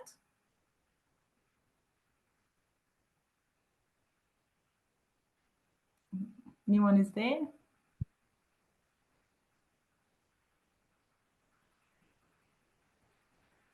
Could you please repeat the question?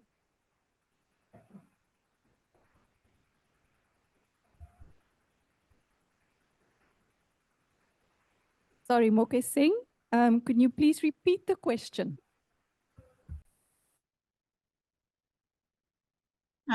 Thank you. I just wanted to inquire because it becomes quite a challenge just from Tracy's explanation, for example, that the budgeting should really try to be as accurate as possible. And we see over time that there's certain things that one misses on the budget that come up as you go along, with the research. And also the timelines that one has sometimes projected, like she was saying, or you need to be realistic of approval times and corrections and amendments and all that. Has there been even like an instance where one submits a proposal and it will probably just come back because the timelines and the budget are not realistic? Because it's quite difficult to make it very accurate, as much as you can do like visibility on those two submissions. Thank you. Thank you so much for that question. Let's take, for instance, that you are planning a trip and your budget for the proposal needs to factor in that trip to, let's say, Las Vegas.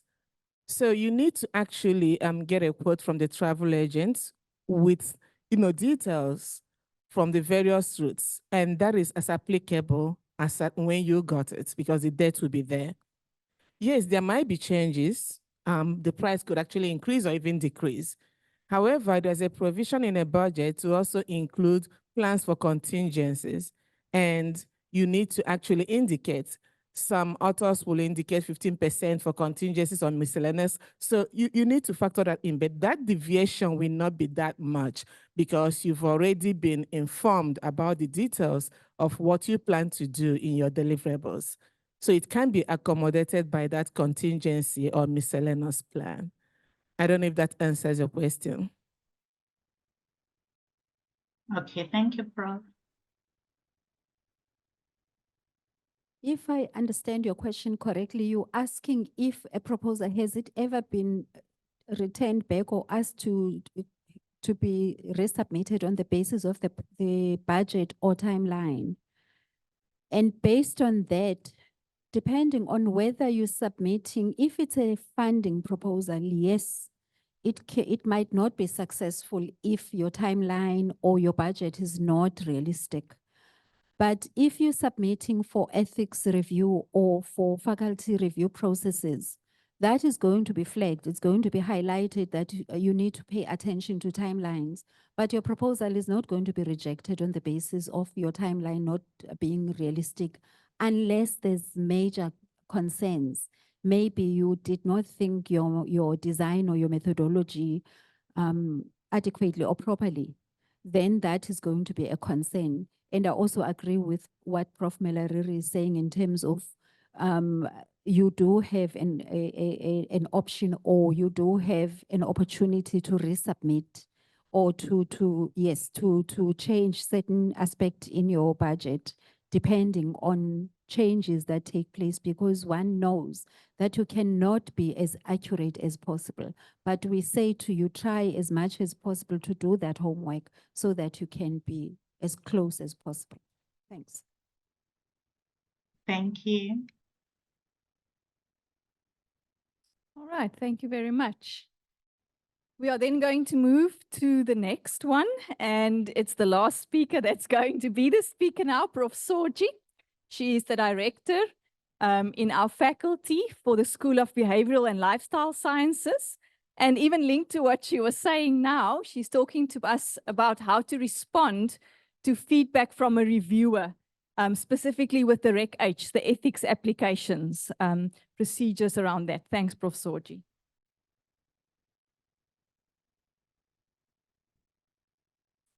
Good afternoon, everyone. So when I was asked to speak on this topic, at first I thought I understood what the ask was all about. But in planning or in looking at my notes, I started to be unsure of what is it exactly that I'm asked to speak about. Because there's various aspects to what I'm being asked to address here. So I had a conversation with Tracy yesterday and asked Tracy, why am I asked to look at how to respond to reviewer feedback? At what stage of the process are the students or the candidates? Have they already submitted? Are they dealing with Reg H reviewer feedback, or what exactly am I being asked? So I thought I will structure my presentation in two parts. Because in looking at how to respond to reviewer feedback, I can speak about the content in terms of exactly how do you respond to the content aspect of ethics. Or I can speak to process. And I don't quite know exactly which part are you interested in. So I thought let's start with the process because the process is the easier one. So you submit, we understand the submission because you've been taken through the submission. But before I get to that, just to get a sense of where are you at? I know there's an online audience, but I would like to get a sense from people that are in front of me. Where are you in the research journey? Have you already submitted to your proposals to the reviewer? Are you still busy with developing your proposals? Is it at the beginning for you? Is there anybody who has already submitted? Okay. So I might be speaking your language in terms of how to deal. And then those who are still in the beginning, it does help you so that you can avoid the mistakes that majority of us tend to make. So we understand the processes in terms of the review, that your proposal will go through departmental, it goes through faculty, and then it goes to Reg H. Currently, there is also, you're submitting through the online system. But even submitting through the online system, it does not mean it's not going to be reviewed by all these different layers. So you're going to get feedback from a reviewer, whether that reviewer is going to be a departmental reviewer or a faculty reviewer or somebody from Reg H.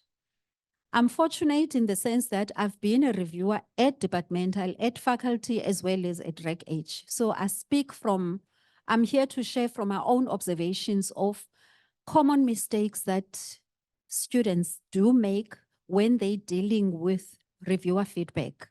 I'm also speaking in my role as a liaison person, because after you've submitted your proposal, you are allocated to a person, because there are usually 2 or 3 people who will be reviewing your proposal.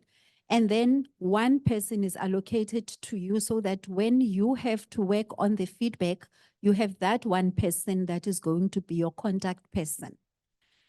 So I've also played a role of being a liaison person. So in terms of receiving that feedback, the first point that I wanted to share with you is it's important that you be polite. I know it's frustrating when you receive feedback because when you write from the point of, I know what I'm writing about. I've taken a lot of time to write. I've read a lot. It's disappointing.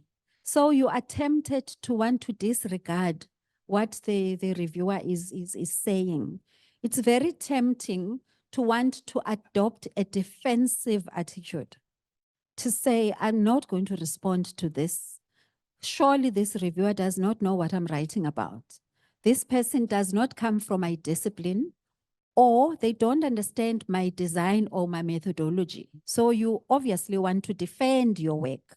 So that is why I'm saying be polite and be professional, even when you think that the reviewer misunderstood what you are writing, or you think that the reviewer is wrong.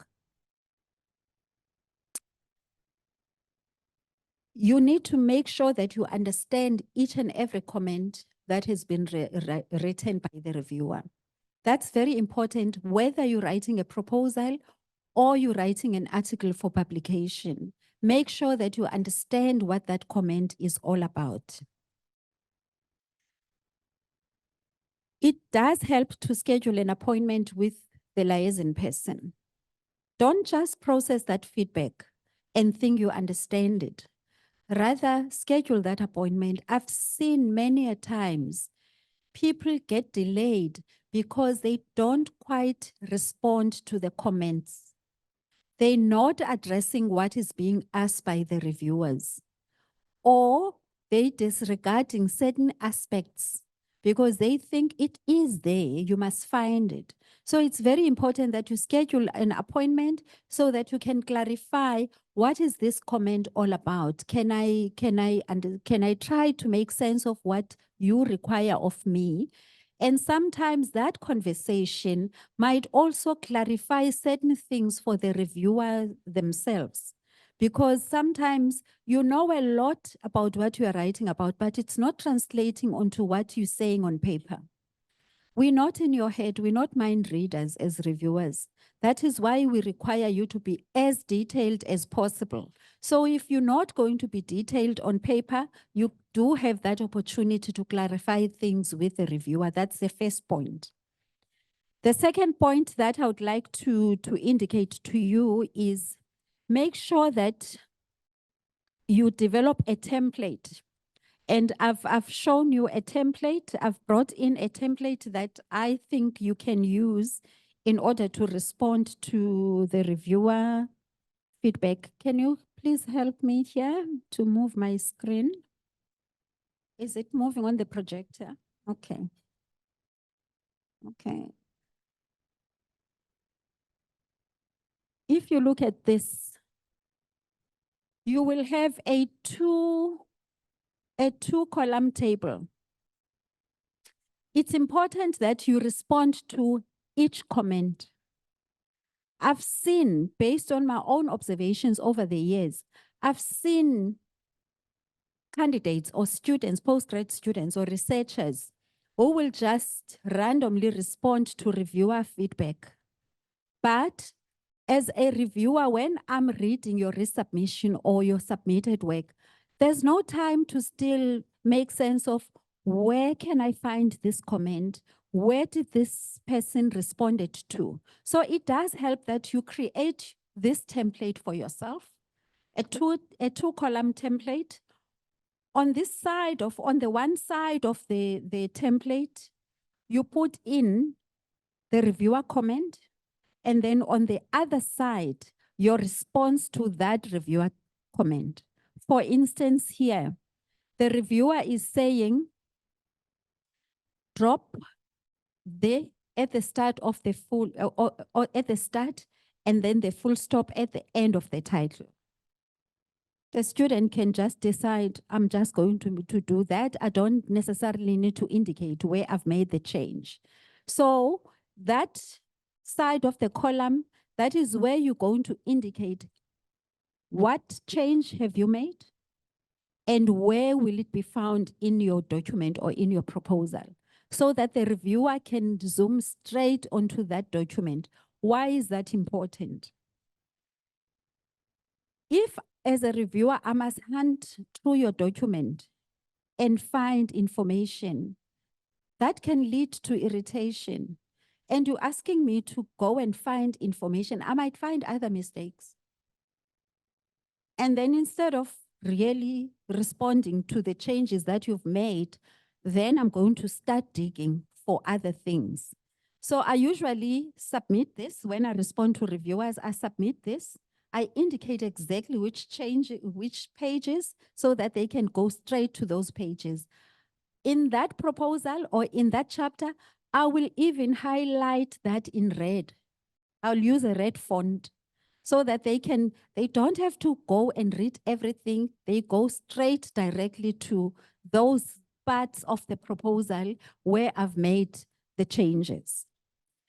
As a reviewer, if I see that you've responded in this way, sometimes I'm tempted to fly through your document because you must imagine that there's too many proposals that I'm reviewing. So I have evidence that you're responding to each and every comment. You've guided me through where you've made changes and you've taken my comments seriously. So as a reviewer, I will perceive you as a serious student who does pay attention to the comments. In this table, you will see that the student just indicated where it has been added, which pages. Some of the candidates will even write in this other column, they will write exactly what the reviewer is asking for, and then just copy and paste it. Because you go to that page, that section, you make the change, and then you come and copy and paste it on this column so that the reviewer has an option of rather looking at this template. And if they want to verify, they can go and check in the proposal itself. That's how you would respond to the reviewer comment. Also, make sure that when you are responding to reviewer comments, as it speaks to what I was talking to again, if for some reason there is a comment that you are not able to respond to, indicate reasons why you can't respond to that comment. Because sometimes as a reviewer, I'm reviewing from our own disciplinary understanding and from our own convention. Because when it comes to research, we either come from a positivist point of view or a post-positivist point of view. So when I'm reviewing your work, I'm influenced by my own theoretical orientation or from my own research paradigm. So if you do not agree with me, that's why I said first be polite and professional. Don't aim to expose me as a reviewer to say, this is not it. And believe me, we've seen it. We've seen students who will say, in not so many words, you don't know my subject matter, or you don't know my design, or you don't know my methodology. Rather, take a stance of explaining why it's not possible for you to respond in that manner. So that as a reviewer, understand it. That is why that appointment is important, because it provides an opportunity for a conversation with the reviewers. I don't know whether you have any questions or comments on this part. And then lastly, in terms of the process part of it, once you have made your corrections, obviously you had a consultation with the liaison person, you've discussed this with your supervisor, you've made your changes. I always advise students that you then send this form or this template to your liaison person before you submit for final sign up. You just send it and then request an opportunity to discuss these changes with the liaison person. If the liaison person is available and you're discussing these changes, there might be an opportunity for you to go back and make other changes before you resubmit again. I guarantee you that consultation between you and the liaison person before the final submission is always useful in terms of the process part of things. This part of the presentation then takes care of the process part of things. And then I want to go to what are some of the common mistakes that we see that sometimes lead to students making mistakes. And are you going to help me to change over to the other? Are they allowed to ask questions in the meantime? Do you have any questions? You might as well sit here so that you can help me move through the slides. So the second part of the presentation, as I said, I had a sense that maybe if I come and speak to you about some of the common mistakes that sometimes lead to delays in the reviewing process, in the approval process, that might be able to assist you in terms of looking at how do I then deal with this feedback. I just added, it might be a silly mistake or it might be, I don't know. But I've seen and I've observed that there tends to be confusion in terms of when we speak about PRP and PI, who are we talking about? We think that students understand that. And we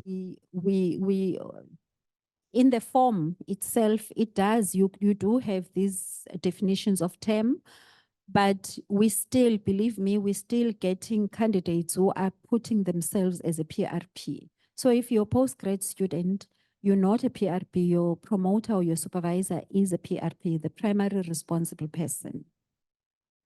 That stands, PRP stands for that. And as a student, as a postgrad student, you are the primary investigator in the study.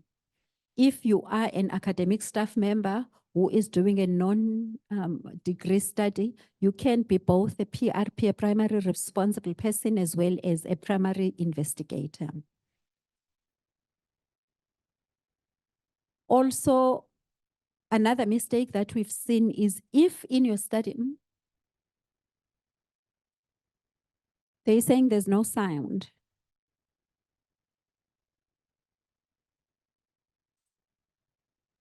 We got sound here. Sorry. Hello? Prof, we have sound online. Oh, okay. Maybe, Paula, it's that person's connectivity. Okay. Philip did say there was sound online. Okay. So we spoke about the primary responsible person and the PI. Also, if in your study you're going to have other people linked, say for instance, you are doing a project and in your project, there are field workers or there are research assistants or there are some students that are going to be linked. Maybe you're doing your project, you are at PhD level and you have fourth year students who are linked to your project. They might come in as either research assistants or as field workers. Include them.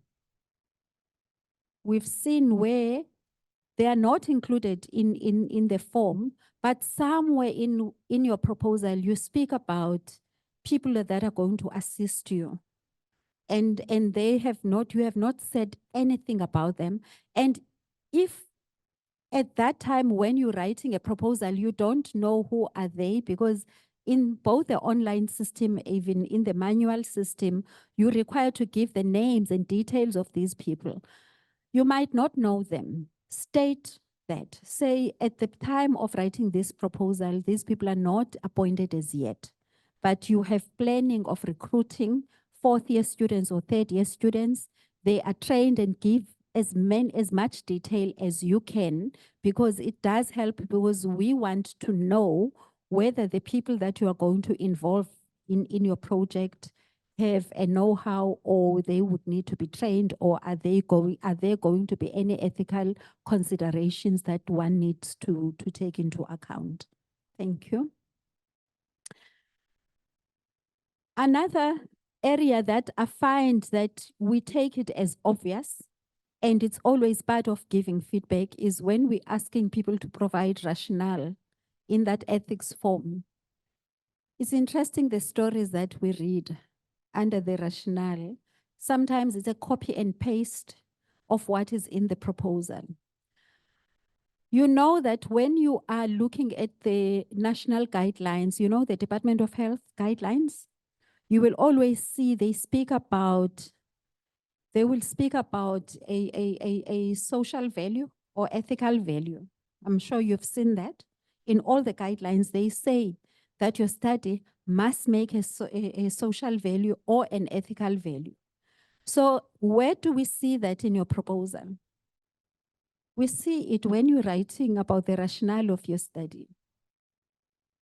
Where is it going to make a contribution? So you need to be able to say that any possible benefit as a result of the study or the data collection procedure that would either or temporarily or permanently be transferred to community from which participants are drawn.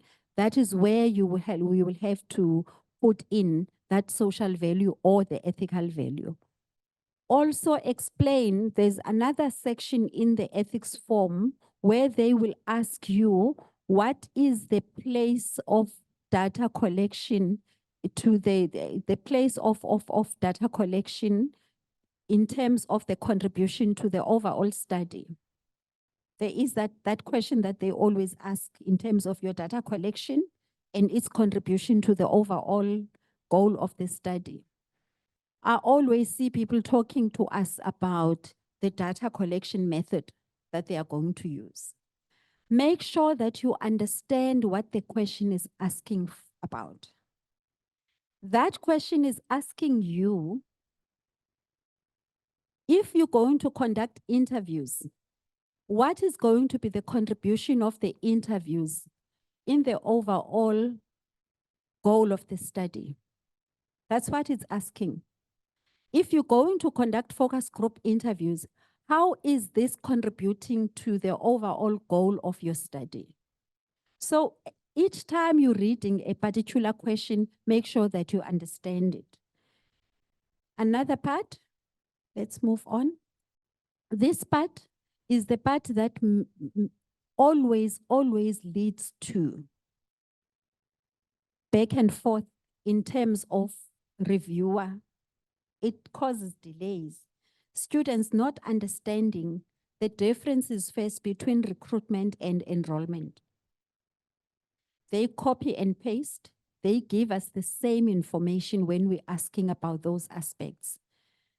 Secondly, not giving us enough details when we're asking about recruitment and enrollment procedures.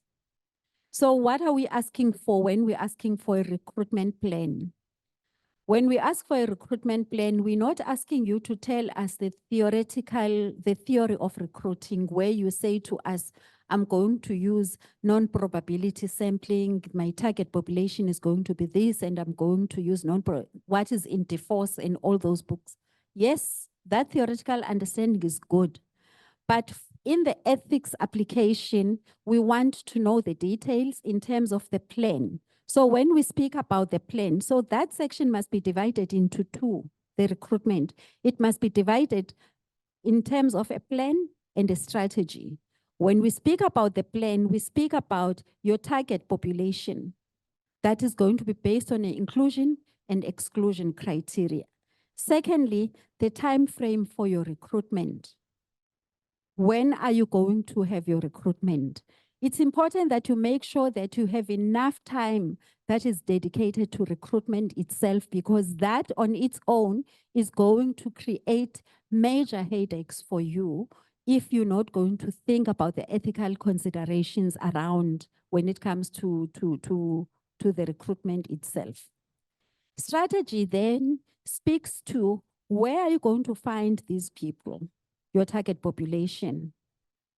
Who is going to do the recruitment and how are they going to do the recruitment? The how part speaks to, are you going to send an email? Are you going to send posters? Are you going to recruit? How exactly? Give those details. If you're going to recruit them by posters, you need to submit the poster, because as a reviewer, I need to review if it's in line with the ethical standards. Because sometimes the information that you're putting in the poster is not always in line with the information that you've put in your proposal. That is why you have to submit all the information. Thank you. I've given you this information to say there must be, when it comes to enrollment, there must be a reasonable period of time that must lapse between recruitment and enrollment. Why is that important? You need to make sure that you're giving your participants enough time to think about whether they want to participate in your study or not. You also need to give yourself enough time. I've seen situations where researchers will go and recruit and even come with consent forms immediately at that session. Your participants did not have any time to process that information or to think about whether they want to participate or not want to participate. That is why we're saying you have to make sure that there's reasonable time that is put aside. Include all your material, attend to all those issues in terms of privacy, anonymity, confidentiality, even during the recruitment and enrollment process. Enrollment means you've recruited your target population. You have 20 or 50 people who volunteer to come and be part of your study. Those people will still need to be screened in terms of whether they are meeting your inclusion criteria. Only those that are meeting your inclusion criteria will be enrolled to take part in your study. Thank you. And then this part speaks to the minimum and maximum. And when it comes to minimum and maximum, we do know that your research design should help you in making determination in terms of the minimum and maximum. There are certain designs where you can't work with bigger sample groups. You need to work with smaller sample groups. Thanks. And then I'm also saying in this one that your inclusion and exclusion criteria must also take into account capacity versus diminished capacity. And when you look at the guidelines, the 2015 guidelines, they describe what we're referring to when it comes to capacity versus diminished capacity. These are the aspects that sometimes become sticky, where you're getting proposals that are rejected because as students, you did not really think about them thorough enough. This is my last slide. In this last slide, we speak about, this is one of the biggest areas where proposals are rejected because students do not think through risk assessment. The risk assessment needs to be focused on the psychological risk, the social and economic risk, the legal risk, as well as risk of loss of privacy, as well as confidentiality. And when we're conducting a risk assessment, we're not only looking at risk to the participants, we also look at risk in terms of you as a researcher. Risk in terms of you as a researcher, are you experienced enough to conduct this type of research? And then the environment that you are conducting your research in. Risk to your stakeholders, we're looking at your community in terms of if you're conducting a research that is going to stigmatize your community, that risk cost benefit analysis, you need to be able to look at whether if I'm conducting this research and the findings are negative, is it not going to stigmatize the community?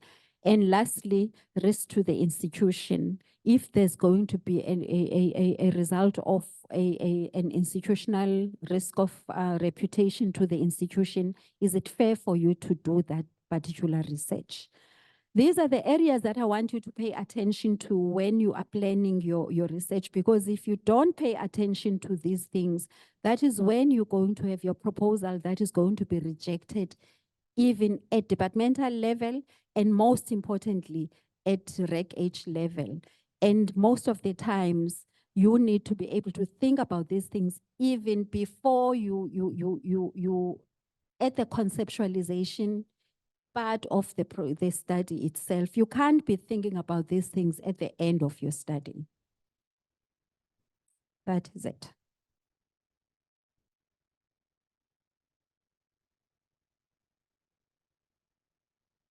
Thank you very much, Prof. Soji. Due to time constraints, as you can see, we are close to 3 o'clock. I'm not going to open the floor now for questions. However, I want to ask if there are questions from the online participants, please post it in the chat, and then we could get back to that. And if there are people in the room who have questions, you're welcome to write it down and bring it to me, and then we can see to it that the questions are answered through the course of tomorrow. Right. Then we are now getting to Professor Nyoni, and thank you very much for your patience, Professor. As you can see on the program, this is a senior researcher in the School of Nursing from the University of the Free State, and he'll be speaking to us about systematic reviews. Thank you very much, Professor. This will be online then. Good afternoon. Can you hear me? Yes, we can hear you. Thank you. Okay. Let me just show my face and then to say that this is not AI, there's somebody behind the picture. Hello, everybody. I'm going to stop this video and share my screen. Are you able to see my screen? Thank you. Yes, we are. Okay, great. So good afternoon, everybody, and thank you so much for having me. As it has been mentioned, I'm greeting you all the way from rather sunny but a bit cool Bloemfontein. And thank you for taking your time to come through to this session. I'm just going to have a bit of a discussion about reviews and purely from a very overview perspective, and then specifically talk to the systematic review. As I was listening through to the previous speakers, I got to learn that a lot of you are at the beginning of your research journey, and you are perhaps starting to write about your research or thinking about your research or how your research would sort of look like. And this is an alternative or a possibility where one could actually engage a full master's or part of your PhD study where you go through a review. So in this session, I thought that I would first start a conversation about the general understanding or the framework of conducting reviews, which some of you might be very familiar with and others might be your first time. So we just want to have a touch base on the overarching framework of what reviews are, how does one go about reviews, and then we look at what becomes the difference when it is a systematic review, or how that becomes different from a scoping review, or how that becomes different from an integrative review. And then sort of look at how do we apply it or ways to engage with a systematic review. And I wanted to share with you some of the available and quite popular tools that you need to think about when you're thinking of this type of a research for your master's or for your PhD in that particular space. So maybe the first question I wanted to know, and I'm sorry, maybe I might only get feedback from those that are online. If the ones that are in the session can also say something, I would really appreciate it. What's been your experience? What do you know about reviews? Have you conducted a review before? Tell me what you know about reviews. And then we could start our conversation from there. So if you're online, you can chat or unmute from the floor. Please, Chair, if you can direct to anyone who might raise a hand on what they know about reviews, I would appreciate it.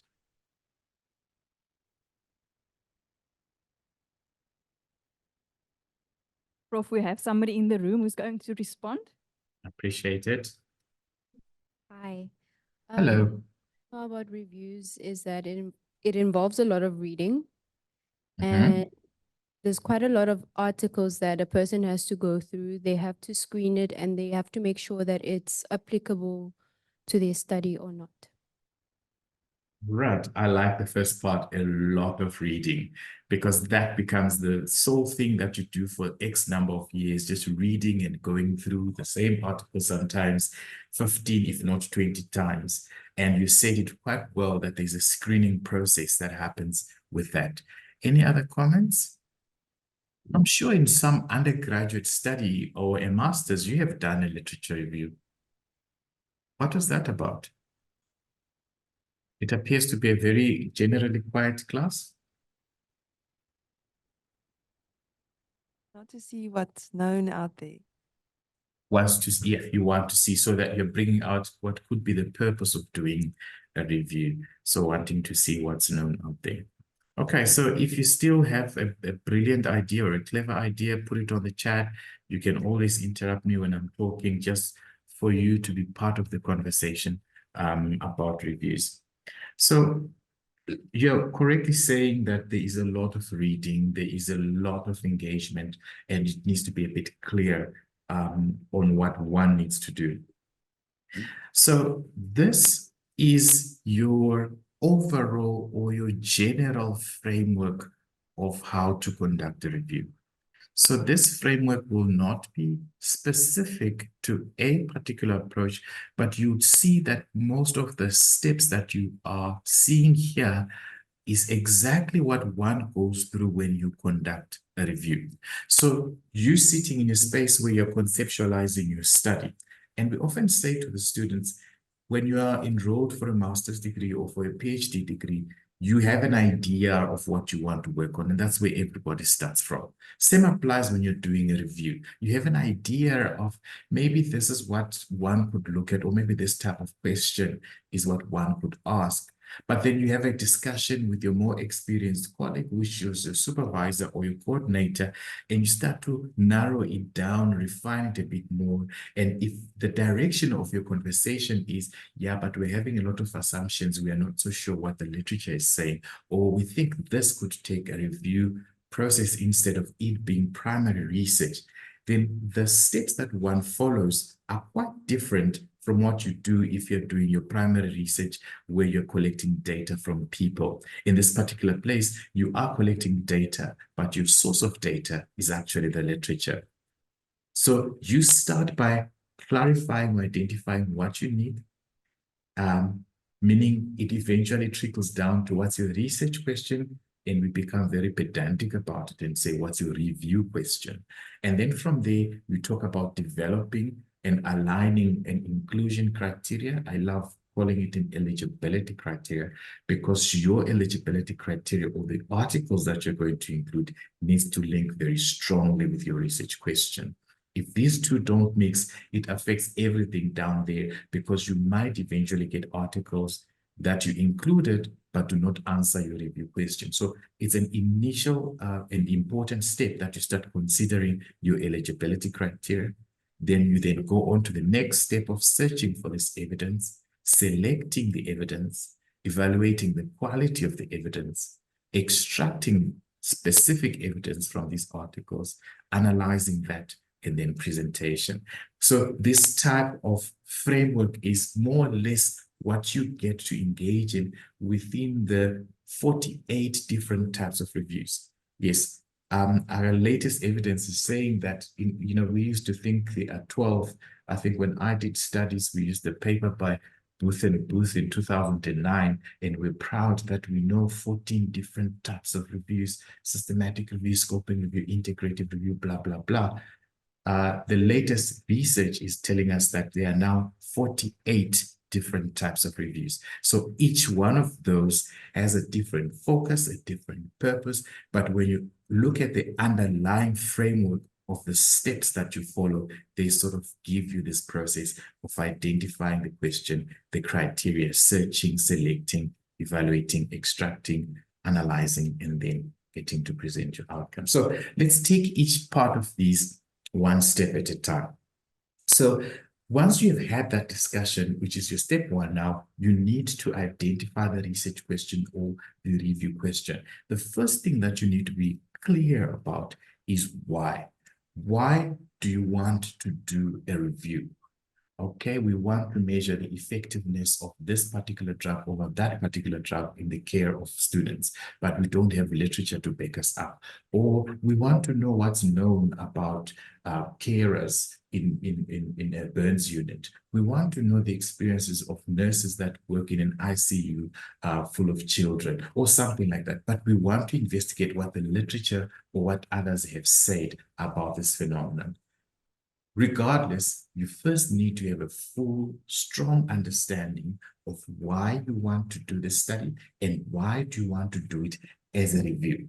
And then from there, you often start to develop a preliminary question. What is known about nurse educators regarding, ethics processes, or what is known about students' response to ethics processes? That becomes your draft question, which again, you sit with your supervisor and say, am I in the right direction in terms of asking this question in this particular format? But again, according to the literature, there are certain structures which you could use to support your formulation of that research question. What do I mean? There are certain things that if I look at the question I can sort of pick, is this going through the direction of a scoping review, or is it going through the direction of a systematic review or a mapping review? And then because these give us elements of things that should be contained in that particular question.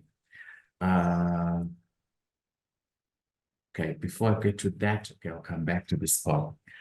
If you go through the JBI, which is the Johanna Briggs International, it's an Australian-based organization, but eventually they influence the world and they are sort of becoming the gold standard on presenting guidelines on what we should do, how we should be doing our reviews. And I think last night, or was it 2 days ago, they published the latest guidelines on doing reviews. So it's the new 2024 guidelines. I can always share this with Prof.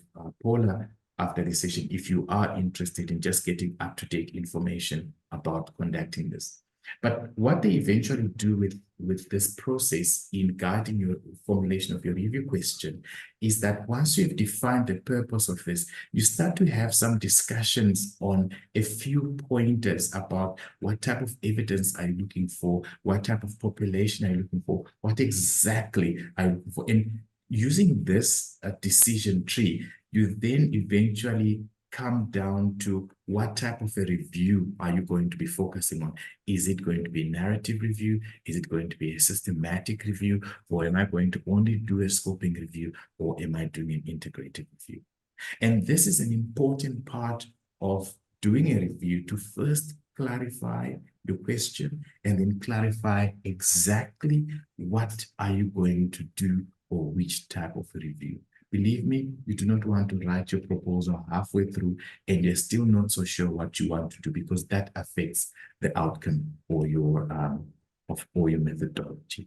So you can check this out. It's quite available readily online on how do I decide of the 48 reviews, which review am I going to take?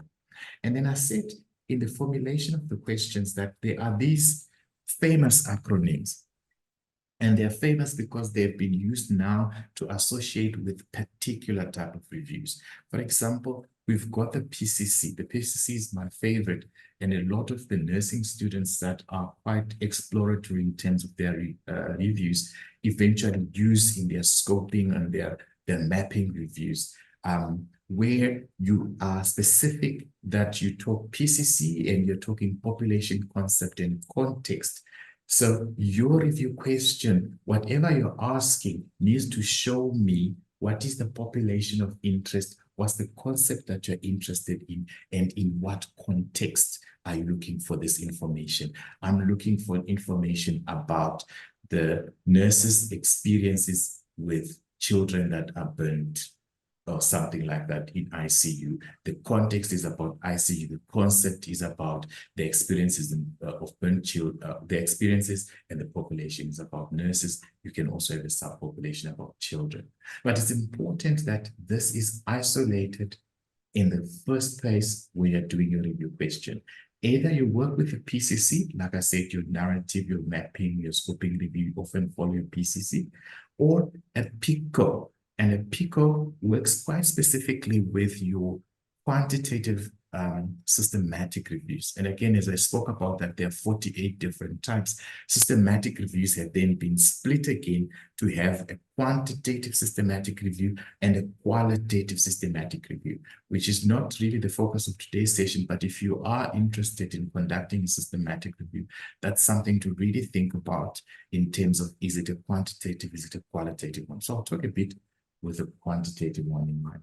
But with a quantitative review, or when you're using PICO, you are talking the population, you are looking at the intervention, a comparison to the intervention, and outcomes. So often you want to engage with the literature, and with scoping systematic reviews, the idea is to discuss effectiveness of something. So you want to look at the effectiveness of an intervention when I compare it with no intervention, or when I compare it with another intervention. For example, I want to know, does paracetamol work better on patients with, on children with burn pain compared to aspirin? What is the literature saying? So the intervention is about using paracetamol, and the comparison is aspirin, and the population is about children, and what we're measuring is reduction in terms of pain outcomes. So we might not know the answer, and we want to see what is the literature saying about the effectiveness of this intervention, which is paracetamol,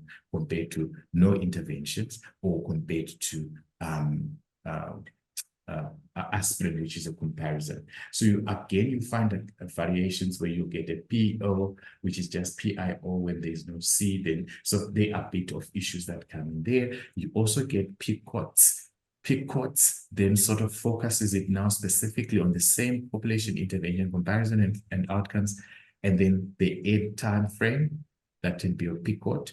You're saying this, you're looking at this post-COVID. This could be a time frame from 2022 to now, or this could be a time frame from 2010 to 2020. What has been the impact of using this intervention on this particular outcome? And in some spaces, you may even add settings. You know, is it a geographical setting in sub-Saharan Africa, or is it a professional setting in an ICU space or in burns patients or things like that? And already the more you're trying to play around with these elements, it starts to influence the type of articles that you're going to bring in.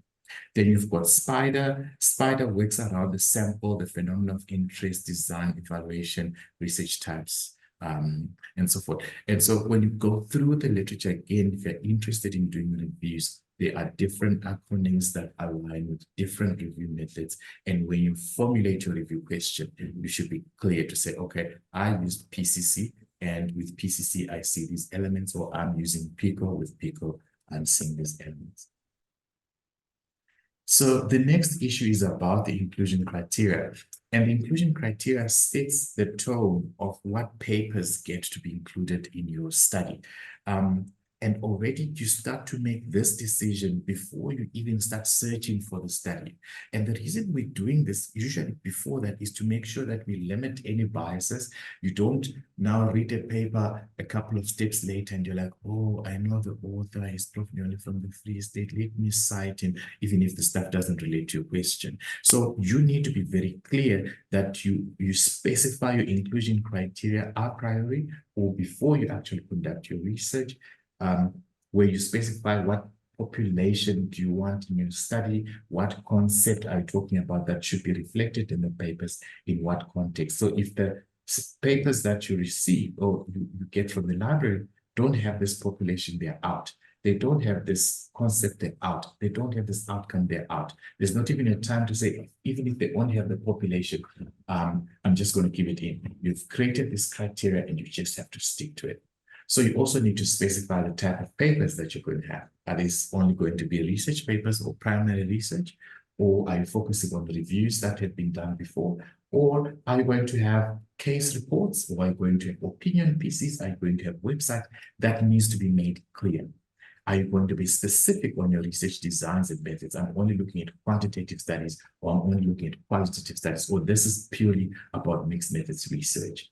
What context are you focusing on? And do you have timelines as part of your research? So sometimes some like mapping reviews, you just want to go as far as Eden from the time the concept was mentioned in literature until now, and you're talking about the progression of that concept. So timeline might not be relevant, but in some cases where you're looking at a specific intervention, you can't really be talking about interventions for COVID-19, and this is before COVID-19, and you say your timeline is up to 2008. If I sit in that scientific review, I'm like, this student is not conscious, and I think this thing needs to go back for them to think as well. So your next step is to specify your eligibility criteria, which you're going to use for your study. So the next part is about searching the literature. And I often want the students to express 3 elements. So when you search the literature, you need 3 elements to be in mind. 1, your search string. Number 2, your databases or sources. And again, we reflect on the inclusion criteria.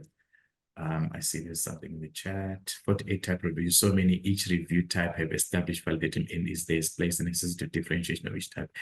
Absolutely, Tracy, they are different types. Yes, there are so many and everybody uses them differently because all the needs are quite different across spaces, from social sciences to clinical sciences to hardcore sciences to the physics.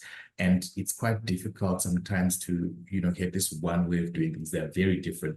And now there are even reviews of reviews. So that creates this multiple permutation, a differentiation for each type of review. Absolutely.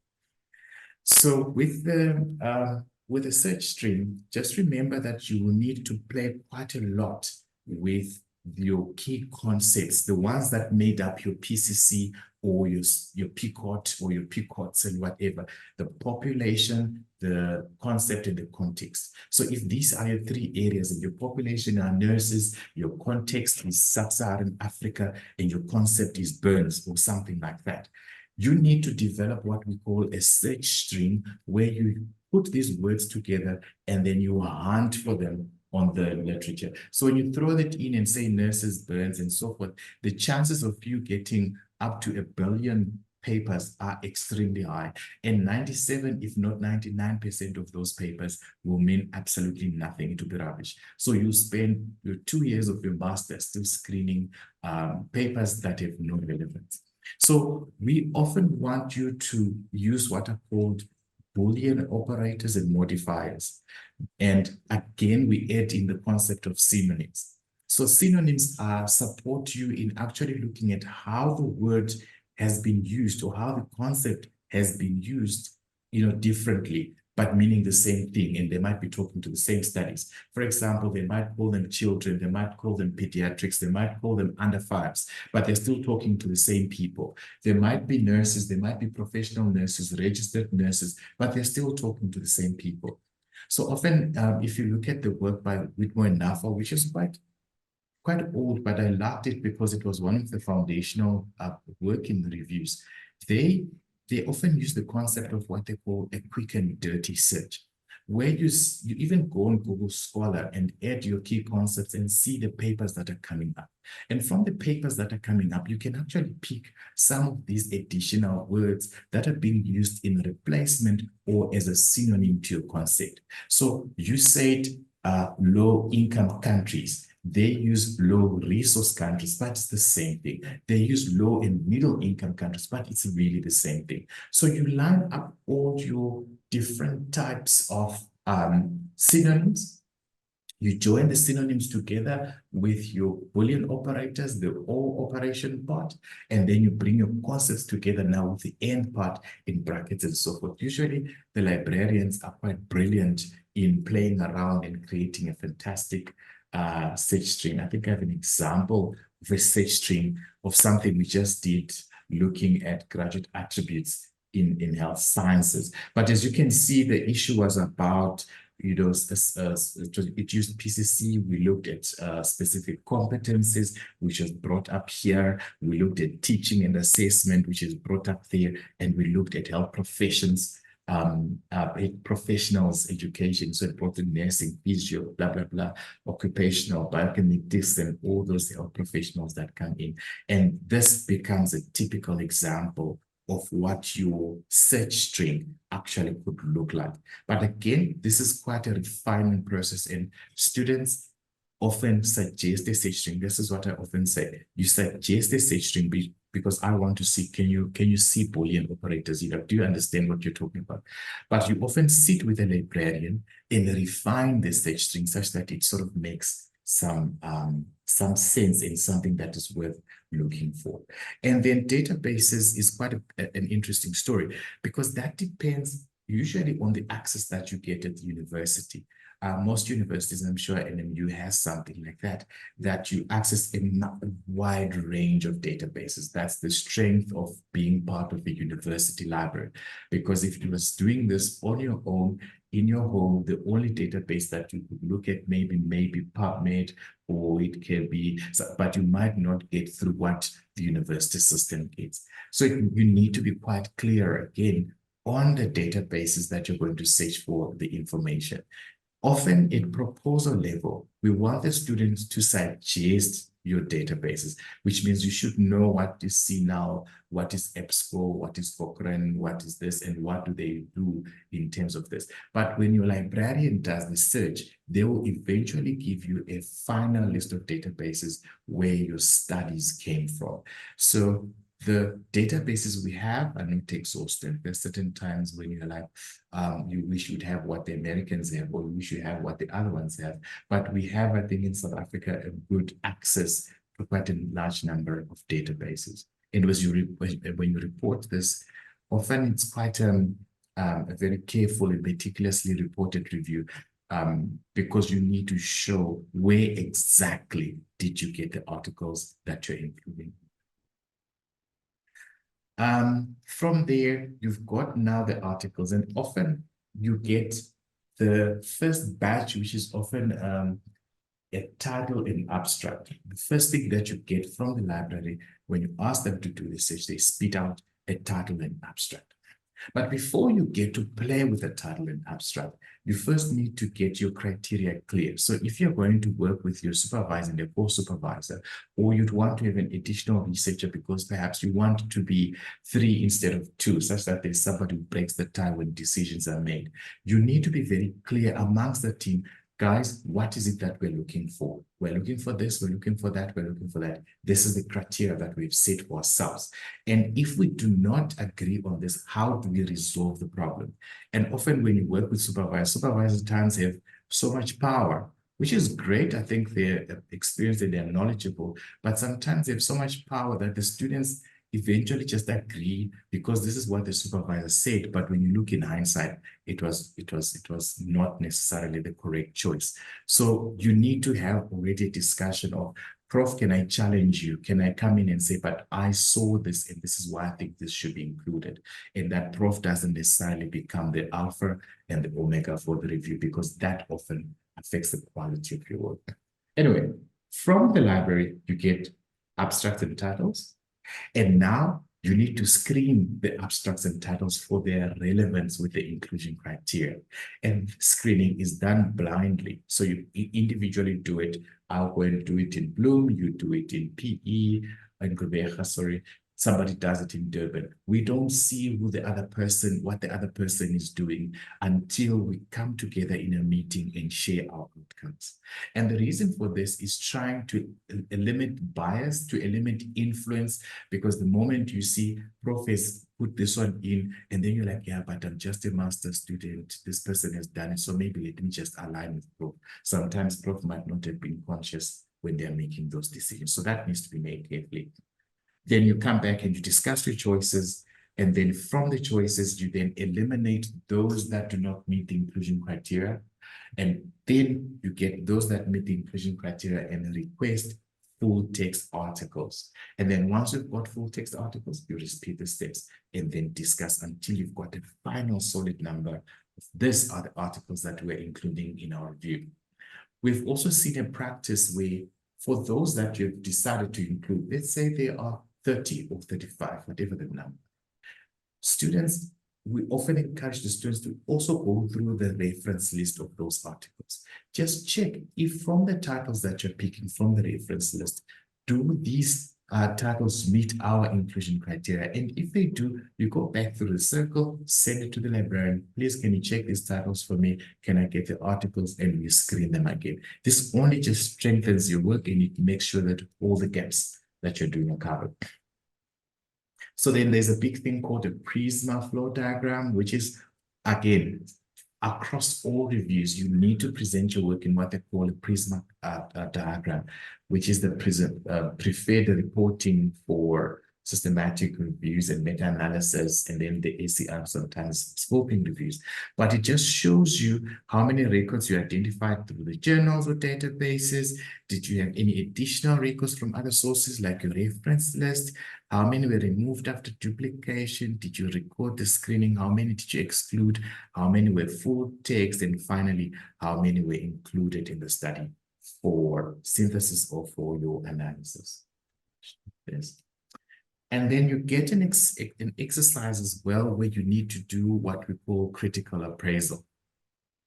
I know you and I, at least at this stage, you should know that there are or there is bad research that happens out there. So there are people that do research, but it's not good research. They get it published somehow, and I mean, with the explosion of the internet, I mean, you can literally get anything published, and then it can also filter into your work.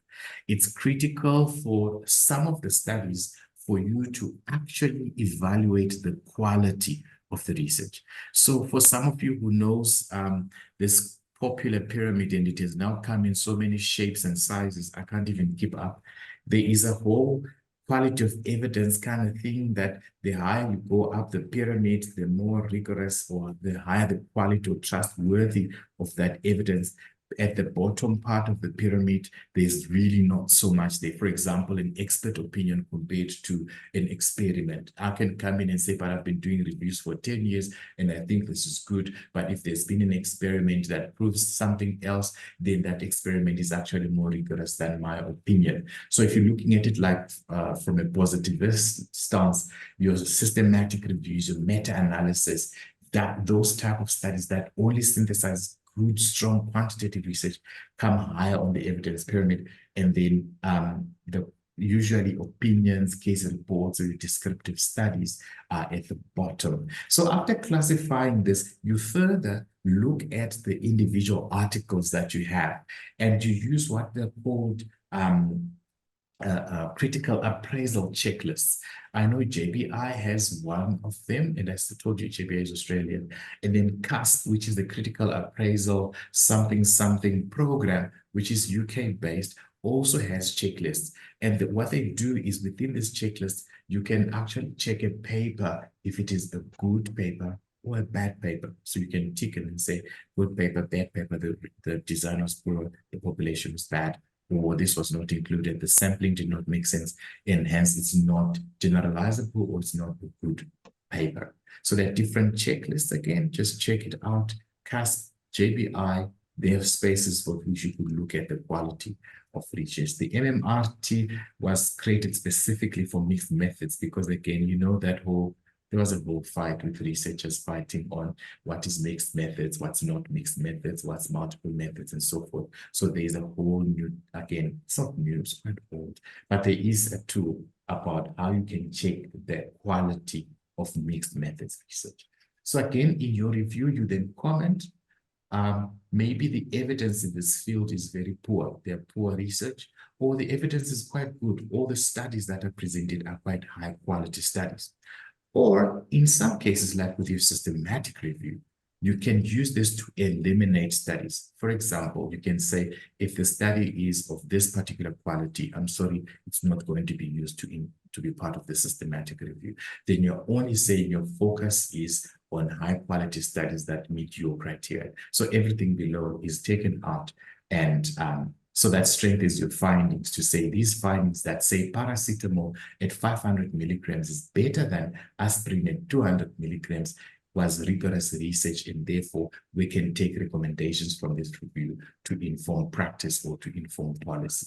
But if your review included everything, including my opinion, when I've never worked with paracetamol, and we start to doubt the recommendations that you're giving because we don't want our policies to be filtered with poor quality research, because we know we handle life, and these recommendations may actually be detrimental to populations we serve.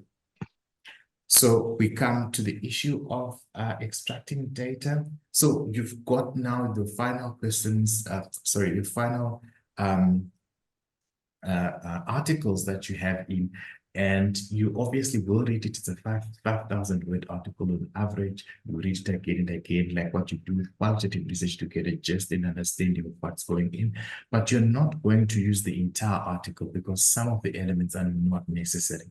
So we've got this phase or step that's called extracting the data or charting the data, depending again on which type of review you're working on, where you pick out specific elements of that article that align to your research question. So you start to create what is it that we're looking for from the article that will help us answer the research question. Such elements can be your the authors, the year of publications, the country of origin where the research was conducted, the aim of the study, the population, which was used, the sample size for that particular matter, because remember, you are worried about nurses because nurses is part of your P, the methodology or methods that was used, including your designs and so forth. Now you extract that from your articles. The interventions, what interventions did they use? Was paracetamol 500, was paracetamol 450, was paracetamol at 1 gram?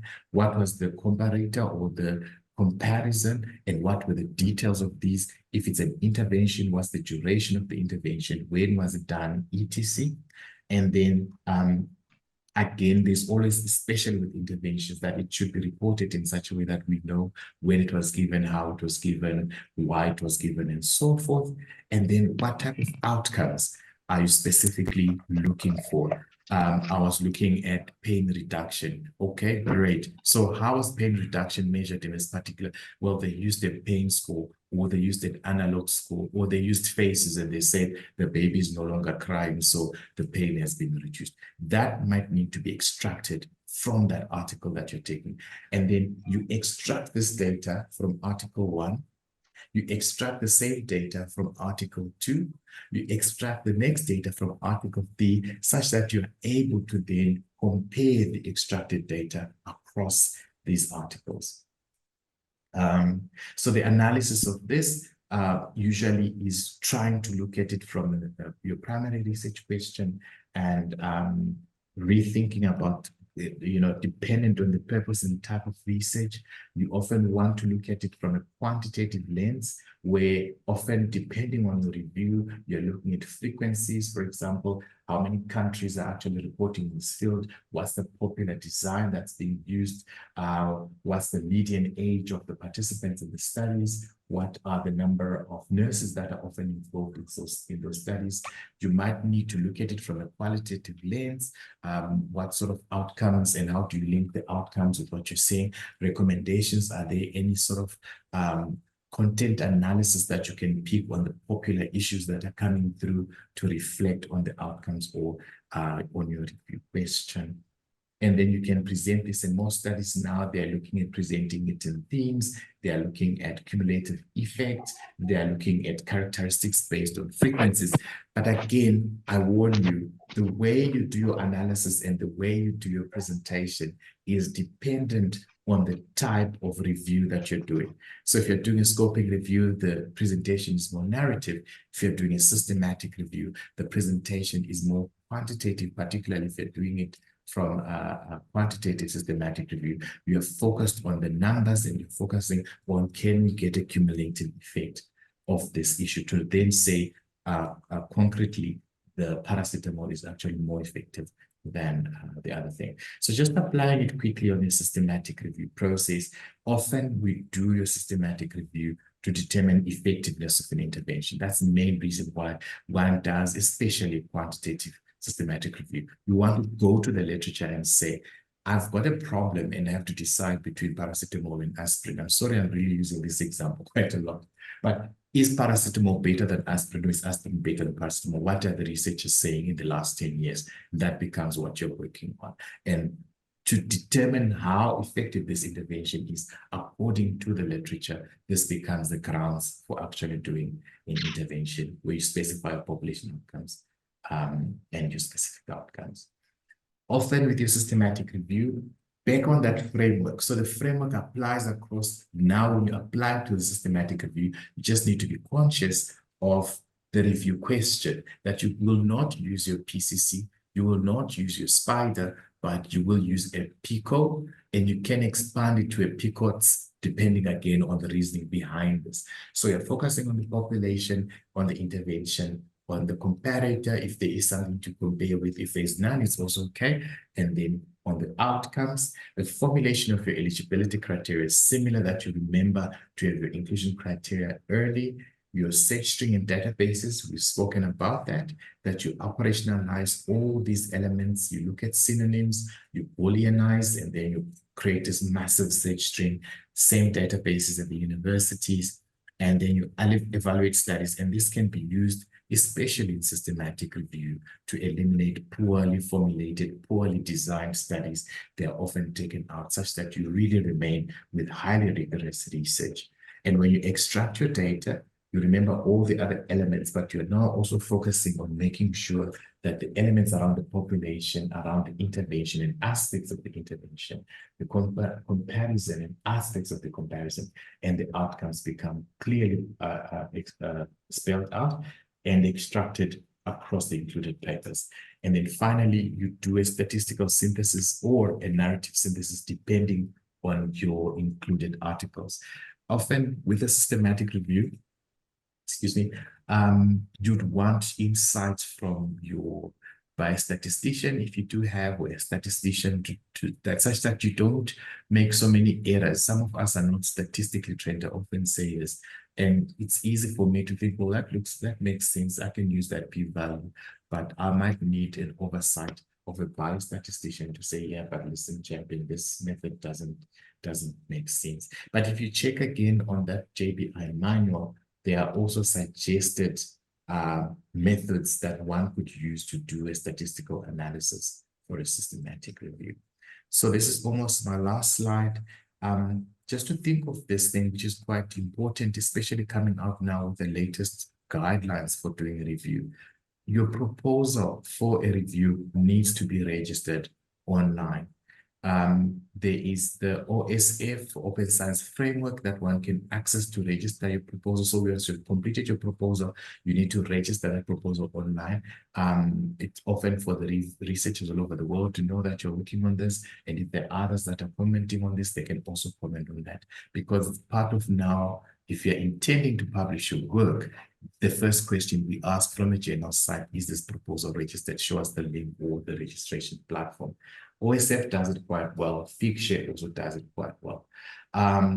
Ethics clearance, again, you need this in some institutions or some journals.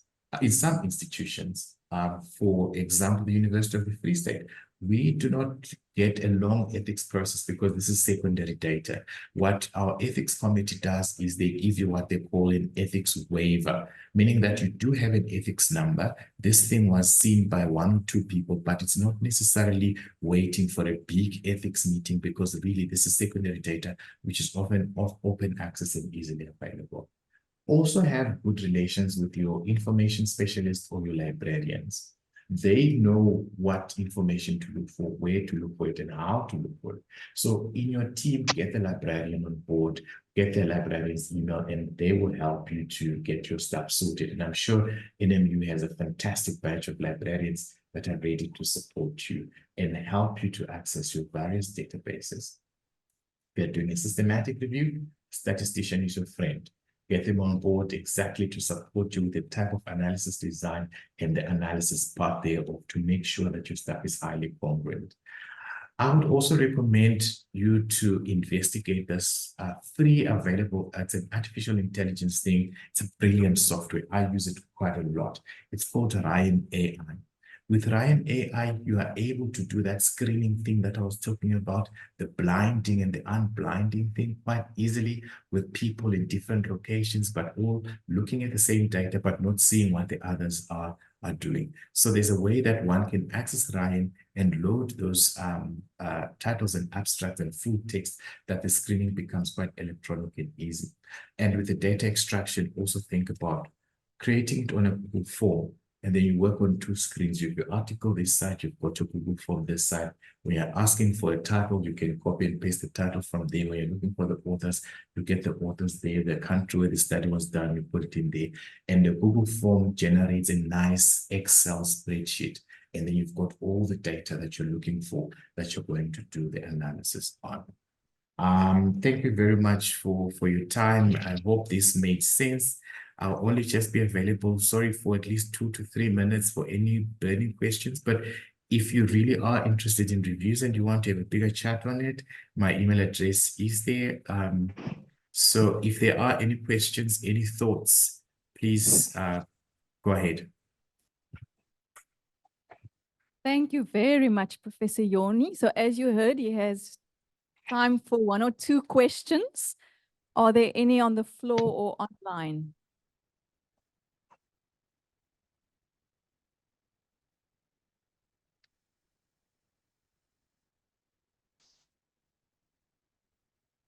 Right, we have a question here on the floor, Prof.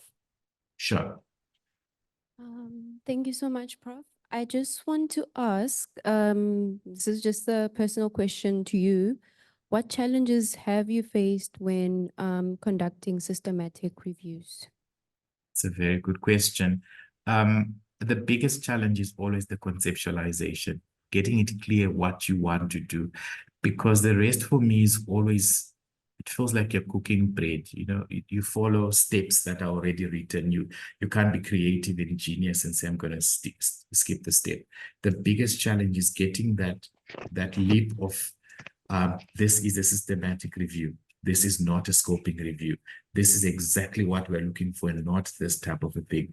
So getting to that conceptual space of, I want to do a systematic review and these are the elements that I'm looking for, that has been a big challenge. It takes a while, but the rest of the methodology often is a bit easier, but it's taxing because like someone said, you read a lot and again and again. Sometimes you're reading up to 4,000 abstracts.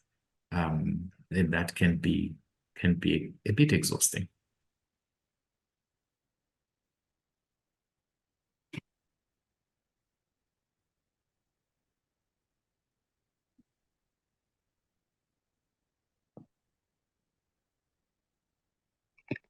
Any other questions?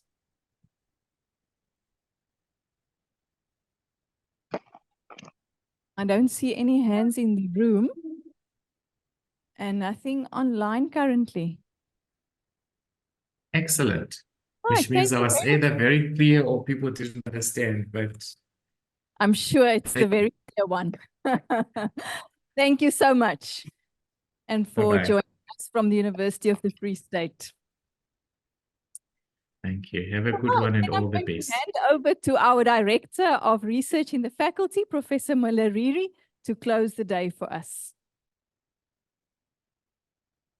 Thank you so much, Dr. Medwick. Can we please appreciate the last speaker for that wonderful exposition? Is really much appreciated. Thank you so much.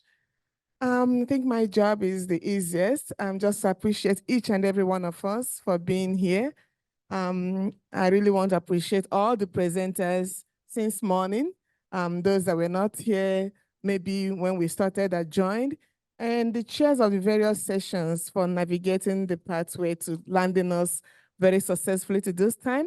Really want to appreciate that. And it's really amazing that our technical team would actually be on ground to support us, because without their support, we wouldn't really do what we have done and so effectively. So thank you so much for all the lessons we've learned and all the input. And in the last presentation, Professor Yoni mentioned something as if he has looked into the program for tomorrow. He said you need to consult a statistician. If you look at the program for tomorrow, you don't want to miss it. It's actually encapsulating the various aspects you need in your proposal. How do you talk about that sample size or even sampling, the strategy, analysis, both quantitative and qualitative? So tomorrow, those will actually be explained. We have the consultant statistician that will be on ground. And please, you are welcome to ask those questions that are specific to your proposal, because it's either you are preparing your proposal already or you've submitted and attending the review questions and all that. So there's a lot that we have to do tomorrow, but it promises to be quite fruitful, and we are going to be ending much earlier than today. But thank you so much for your patience, and also want to appreciate Professor Soji, our Director, School of Behavioral and Lifestyle Sciences, for being here, not only presenting, but also to add value to all the presentations that she made. Thank you so much. And to the Research Directorate team, those that are here and joining us from wherever they are trying to capture the details is much appreciated. And our nanomedicine team represented ably. Thank you so much. So I hope to see you again tomorrow. And to our online delegates, it's not easy to just watch the screen, but you tenaciously kept on waiting. Thank you so much. See you tomorrow, same time, same venue.